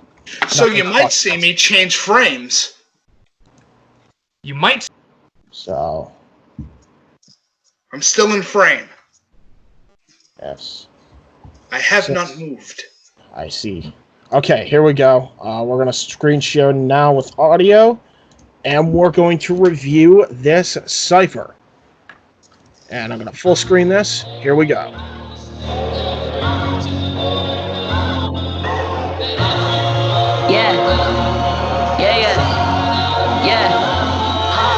Came in to demolish the scene. We're waiting for better days.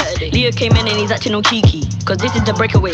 Yeah, they hate, he lip syncs and he's fake and trash allegedly. But soon, you'll be a fan if you like it or not, cause I'll take over eventually. Leo been coming in crazy, ready to bring up the intensity. Youngest to do it, I'm flowing like fluids, I stretch opportunities flexibly. Everybody really wanna pick up in the pedaling and prosper properly, just like I did. Inspirational, motivational, Leo on the beat, so sensational. I don't play it all, look at my actions, look at my work, I don't have to say it all. Going up vertical, and my bars are so lyrically surgical, very unmerciful. What I did is so irreversible, keep it to myself, so incontrovertible. Myself in the game, cause I'm very submersible, very submersible. Yeah, all of my people are winning and grinning, all of us grateful, none of us winning. Look how I'm picking it solo. Leo been doing it solo, everyone knows I'm a G like I'm Polo. That's how it is, representing for my mom and I'm making her proud, my dripper and Coco. I'm on the beat, go loco, outright me no go. Stand up tall, rap for my country, shout out my family bronos. I'm moving my own, with my own toes. Shout out my family, shout out my people, they've been with me from day though. That was great. I actually like that verse. All right, so just for the record, we're gonna review each verse. That was banger. God, so Leo. in summation, the thing go. Yeah, that's pretty much what I got out of that. That was he went hard on that. He went hard on that. I love how humble he is even when rapping. And by the way, this kid's wicked young. This kid's gonna go far. I'm telling you. Got bars. Do not sleep on Leo. Hopefully he doesn't get. And I'm not gonna finish the fucking sentence. Yeah. Nope. Don't even. I know where you're going. Don't. No, I'm not. I'm just nope. I know somebody's gonna go in the comments and go, "Mike, you're a fucking dickhead," and I'd be like, "Dude, you have no idea." All right. So next we got, I believe this is, your boy Mike, with the Star Wars scroller reference. I forget his name off the top of my head, but he's up next. Don't remember either. But the only dude I remember is the one with the superhero one. If I trip about it, I'm only half pissed. A couple people lining up to ask me like an asterisk. They laughing in my face until I kill them with my ad-libs. So when you talk about 7, better mark me down as an underdog. Yeah. See right now, the only juggernaut. Yeah. D.O.B. still treated like there's nothing wrong. But y'all been waking up the beast, I'm a machine, I needed another cog. I waited 13 proudly, cause I want y'all to doubt me. Keep saying how this wave is about to drown me. And then you'll be seeing me hang 10, that's too many bodies. Mayhem with the news, I probably make a beat and delete that shit, then the idea like the kid. God, man, I'm so Ozzy, Osbourne with a bad body. So sick, I love that Osbourne waiting for my pocket to pick and I gotta get it till I sat Ozzy. Oh Lord. Boy, I've always been a dark horse. I was popping once, now I'm popping off. Want a dog to kick it on all fours. It's gas. Yeah, gas. So I'll pause it right at the chorus that Crypt did. Rate his verse. Actually, why do I recognize that location as much as I do? I think that's a good question. Wait a minute. Number 30. Wait a minute. Also, something I noticed, Popping. Did they change their beat? No. This isn't a part of the challenge. This is just a cipher that Crypt, the winner of the challenge, did for the top 10 out of the 13 finalists. Oh, okay. So he did a song with all of them. I was going to say, why did they change their beat? Did no. catch on to our little different song? Whole different beat. Catch on to our little Crash reference? No. But I really enjoyed the Ozzy Osbourne reference there, and yeah, he was the least voted. If you could believe that, people didn't like people liked his verse the least, was shocking to me because he was actually he was one of the best ones. Like on the Poppin' challenge. Quick question, James. How do you spell his rap name? His name is I think it's Official Gats or something. Just look up Gats Poppin'. You should be able to find his channel. I think 7. Is Casey on here, by the way? Casey's still on. I'm here. Yeah, Casey's still here. Cool. So, we'll while you're looking that up, Mike, I'm just going to continue playing. And first off, Leo's verse. What do we rate it out of 10? I rated a good solid 9. I thought that was fucking great. Yeah. Honestly, I'm probably going to have to sit out for most of these ratings because rap just isn't really my cup of tea, especially nowadays. Whatever you say, ICP fan. I was about to say, yeah, really? Well, here's the thing. All right. Do you like rap that actually has lyricism to it? I like rap that has heart behind it. This has a lot of Tupac, heart. basically. Tupac, Biggie, Jam Master Jay, that sort of thing. Well, this has a lot of heart because these guys were literally a part of a challenge and they really wanted to be a part of this. So, wait a minute, James. Yeah. What are the colors of the jersey that he's wearing? New York Giants.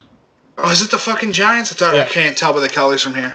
It was a number 13 jersey because he wears the 13 probably. That was a reference to the final 13.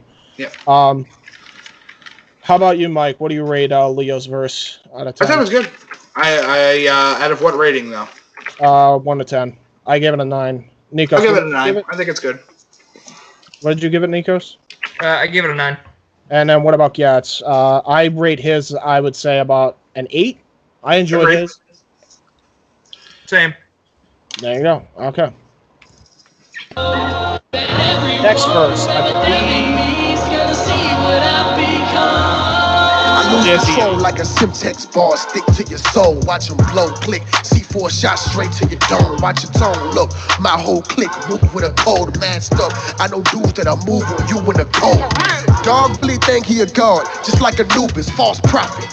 He's just a fraud behind the computer. You should stop it. Meet your enemies, they gonna be like, remember me? It's gonna take a running up on you to jog your memory. Never been one to beef. I want everybody to eat. I want all my peers to succeed, but you rather feed me deceit. Be careful with what you sow, cause that'll be what you reap. Hatred is woo-woo world, that's what you breed in your seed. I feel like a father, son and all, you guess this a rapper, man. You want the cancer, get the smoke from the second hand. But wait, as an artist, we really need to do better, man. I might have my faults, but I seek God to be a better man. Tell me something, why don't you know you can't tell me nothing? Okay. So before we get to that verse, I liked. That verse was fucking great.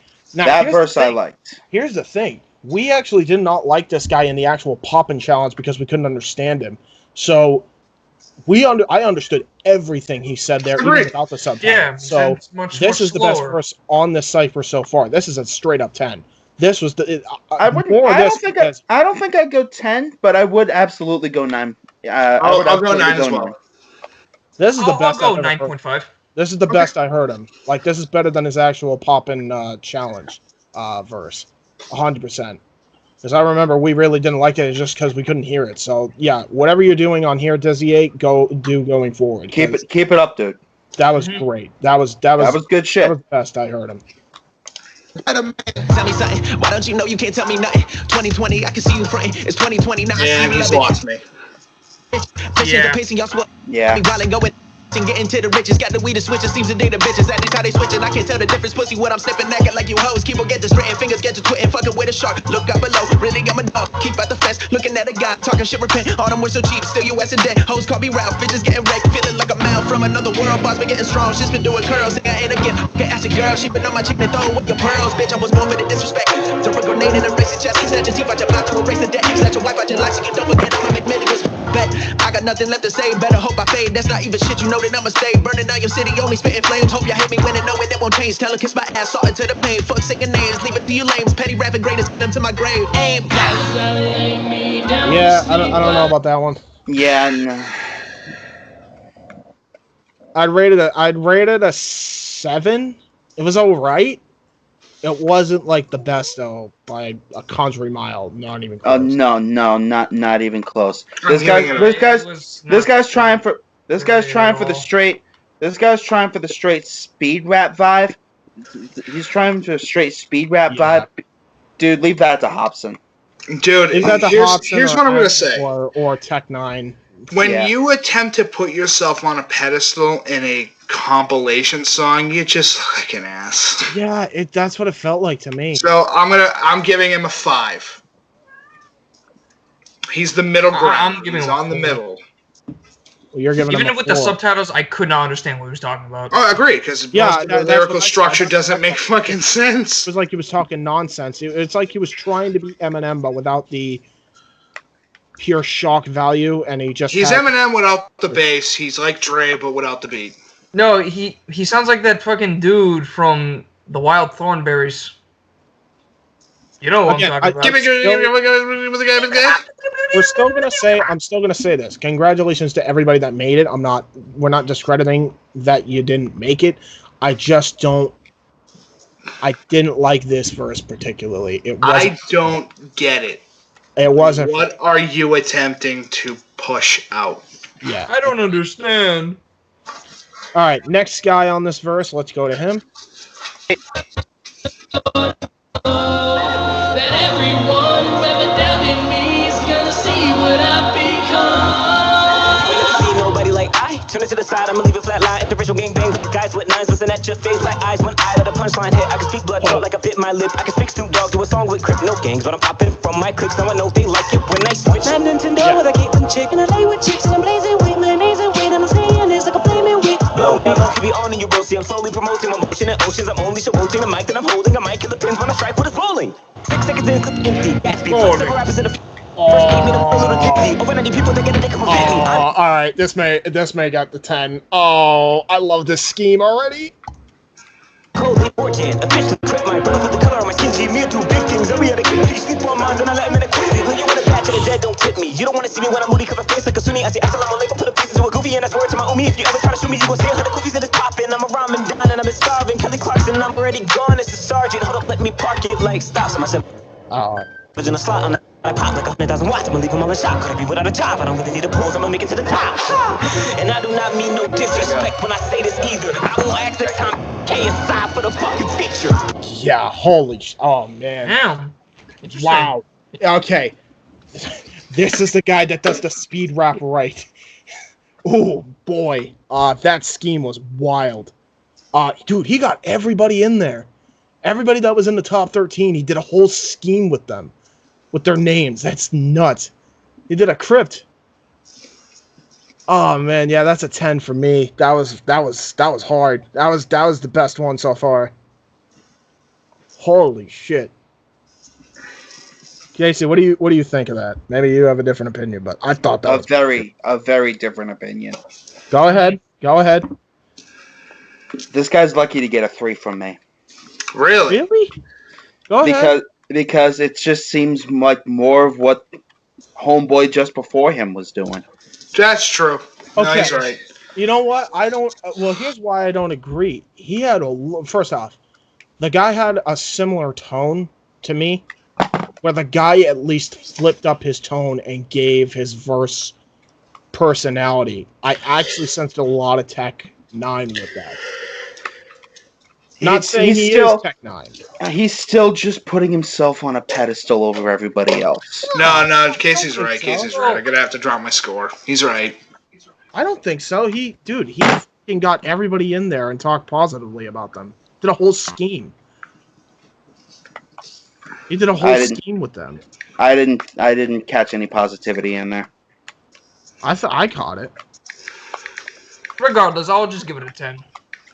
All right, so at least he was able to slow down a little bit of what he's saying instead of just. Yeah, that's what I'm saying. Like, I actually really enjoyed that. Gotta teach their own, brother. So I give it a 10. Nikos gives it a 10. Mike, what do you give it? Because I know honestly, I'm probably gonna have to give it either a 5 or a 6. Probably a 5.5. Yeah. Fair enough. Like, it's not I don't bad. know. It's just.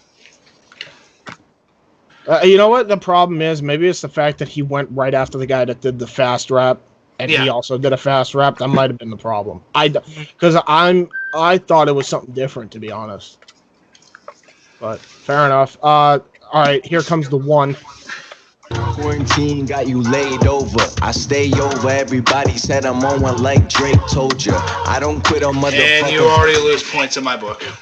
When I needed them, so them days over. I do damage with passion, work in the ethic, embarrass your art of essence. Take care of you with the presence I'm on. I've been on it since adolescence, progressing imparable. In my section, could give a fuck by your race where you from. Yeah, and he didn't even. This dude clearly didn't give a shit. I'm sorry, this guy. Ladies and gentlemen, let's just, instead of saying the numbers, just show it on your hand. Holy shit. I give it a 1. I don't know if people are giving it just a straight up goose egg. I'm just going off the friggin'. I'm giving it that wasn't even an attempt. That sounds like he did it in like 10 minutes. Dude, it's not a rap. Dude, it was bullshit. Like, he gave no fucking effort. I've heard better flow from my fucking septic tank. That was horrid. Casey, I couldn't hear you or see you. I assume you agreed. That was trash compared to the other. Was utter trash. He gave him a big fuck you, number 1. Dude, right. And the thing is, I understand, like, again, this is one of those guys that before he got that microphone, I really hope Crypt didn't pay for that fucking microphone because he did his verse without the microphone and shit. And, like, everyone was wondering why he was in the top 13. I hate to be that guy, but everybody was wondering when there was, like, 3 other guys better than him, and JJ picked him. I don't get it.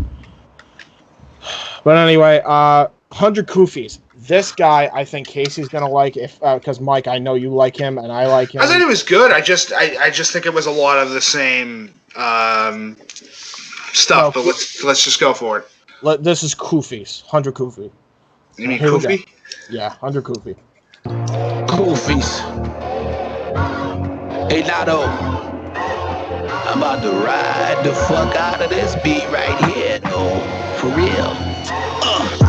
It's excuse me, miss. I already wanna do this shit. But if my music is not amusing enough for you, I guess I gotta shoot you, bitch. Stupid trick, make you disappear like a stupid trick. Poof me, go and put a roofie in your smoothie. Makes you bougie, bitch. I'm truly sick, losing it out of my mind. Reading these lines like a movie script. I'm cruising, bitch. Roll my eyes, riding that wave like a moving ship. Rat-tat-tat-tat. That be the sound of the Mac when I'm letting that truly spit. Matter of fact, a lot of these niggas can rap, but these niggas ain't doing shit. Who is this? He's not a factor, he's just a rapper. Nobody knows, but nobody knows. This is the rapper that murdered the game on the day he came home, reclaiming his throne, taking the building, ready to kill. He's ready to clone. Let it be known. Life was a bitch, I'm just waiting to bone. They gave us some more, and there was no chance of that. I got a better chance of grams of crack. To a fiend that's 10 years clean, and she's still trying to keep that monkey off her back. There's a fat brown rapper like, so if you grab the mic, then I'll find you, put it back. Keep acting like you the nicest. I'ma take your life and put it in my book of raps, and that's that. It's all right. It's not. He's definitely a lot better than the guys that were like. Maybe this is what it. Maybe the problem is we're reading this as if it's like they weren't supposed to flex about themselves because technically it is kind of. Listen, rap is primarily about flexing for what you got, but there's a differentiation between flexing and just generally trying to get yourself over. Yeah. Fair enough. There's a difference between a flex and there's a difference between attempting to get yourself over. And I can tell you right now, it did not work. It just I like 100 Goofies. I'm giving it a 3. Really? I'm giving it this. Well, I don't know what yours. Nikos, I can't really. 1, say, so. 2, 3. It's a 3. I'm with them. It's a lot of this. Listen, everybody's trying to be. 6. No. Here's the whole thing. Everybody is trying to be, so far in this, a Tech 9. Instead of creating a lyrical structure with some intrigue and some different stuff, I think the kids still did it the best. Leo and disagree. Yeah. Leo Getz and the other guy that you guys might not like, I disagree. I don't think they would. I think they tried. No, I thought Gatz was good. I thought Gatz, but Gatz wasn't But Gatz was being himself. He wasn't trying to front. Right. This is from 3 back from till now. They're all fronting. I don't know about Leo. Leo ain't fronting. Leo wasn't fronting. Gatz definitely wasn't. Desi 8, he was fronting, but not. Desi 8, I like. Desi 8's really the only guy I absolutely liked thus far. Oh, agreed. You don't like Leo? You didn't like Leo? Is that? He's too. He's a little out there for me to follow. Well, it is UK grind. So, all right, let's move on and let's be quick about this because I do have to wrap up soon. So. That everyone who ever doubted me is gonna see what I've become. Yeah, this is Bill's back. One thing means man are getting killed on track. Start running for the hills and start building camps. Go Fortnite building ramps, saving the game, Gordon banks. I don't wanna hear talking back. There's no one as bad as you. Get rapped on tracks and that's the truth. I come through with bars on bars and bars. It's starting to look like Magaloop, not starting to look like Malia. I'll be doing that shit that you cannot do and then I capture that shit on a camera. Unless you find a new avenue that I'll Capitan. I'm the manager. I free fall from the sky with a parachute through your window and land on the passenger. But listen, I get ready in no position to stay every shit on the rap of business. I get them if we can road, there ain't no competition. I'm up in this bitch on the floor. Put so much stripes on my shirt cause I've been so official. I get them. I didn't want this, but this my religion's a fucking man. Any you bitch, you can get it. You didn't want listen, but now you gonna listen to killer. I'm out on a mission, I'm hunting them down. It's so animalistic and understand it. Can I ram with these writtens and this ain't no test. I'm practicing with them. Imagine I was always passionate with it. I'm back and I get him attacking the victim and Bill on his way. Well to stack $1 million.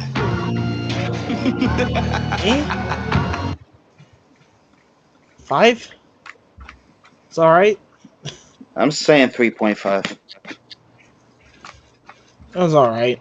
I give it a 2. What about you, Nikos? Keep in mind, Nikos. I don't think you can see us right now. Yeah, I can't see you. Dose. Okay. 2. It's not great. For me, it's a 5. It's not good. It's not memorable.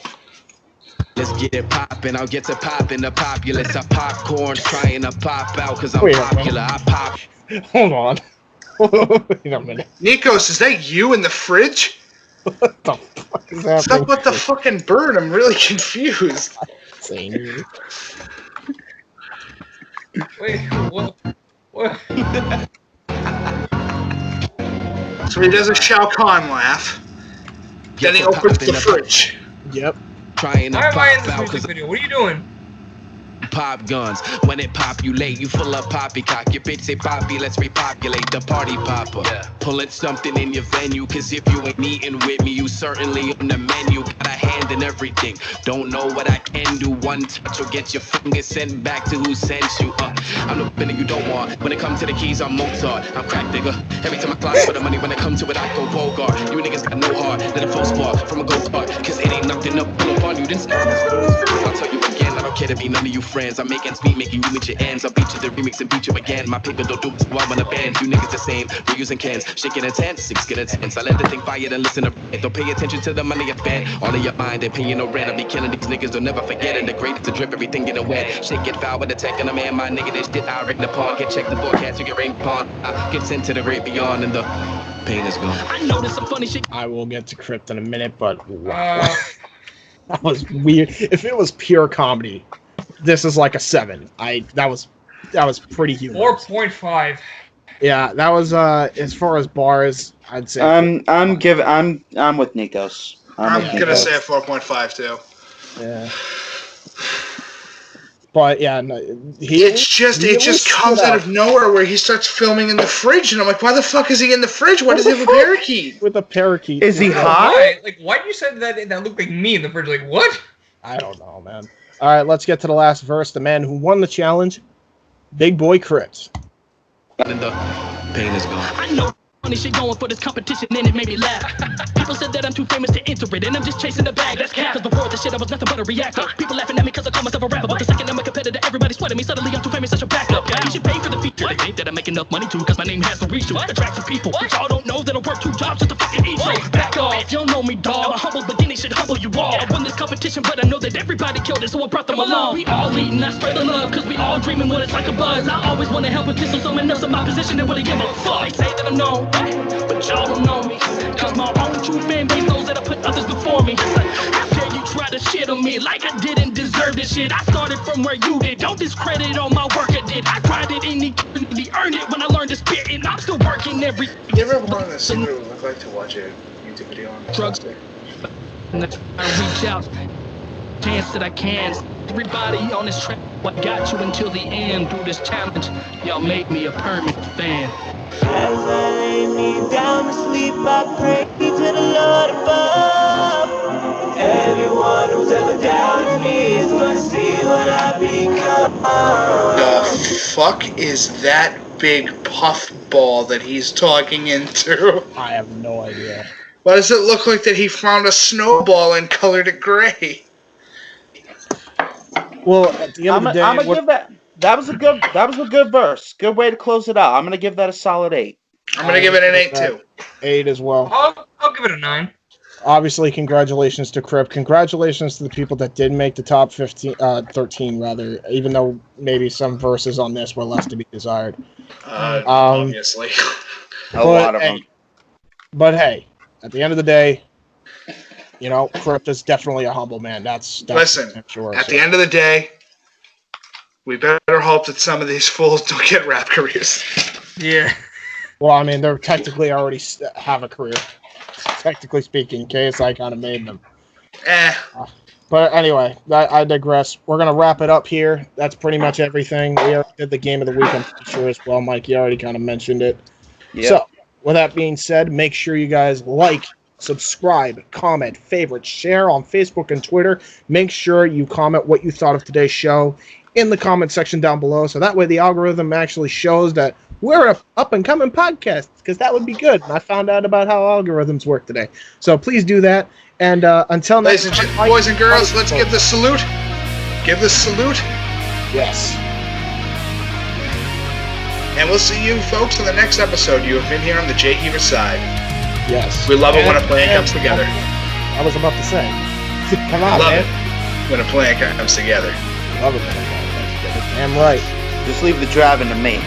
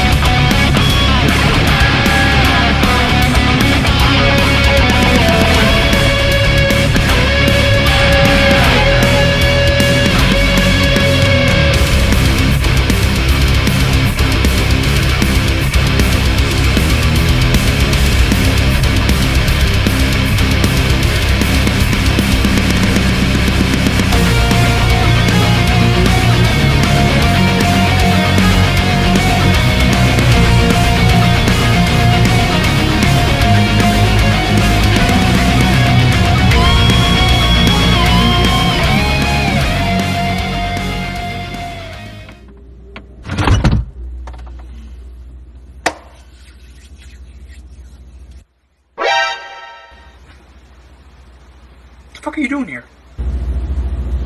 Go home. These motherfuckers always do.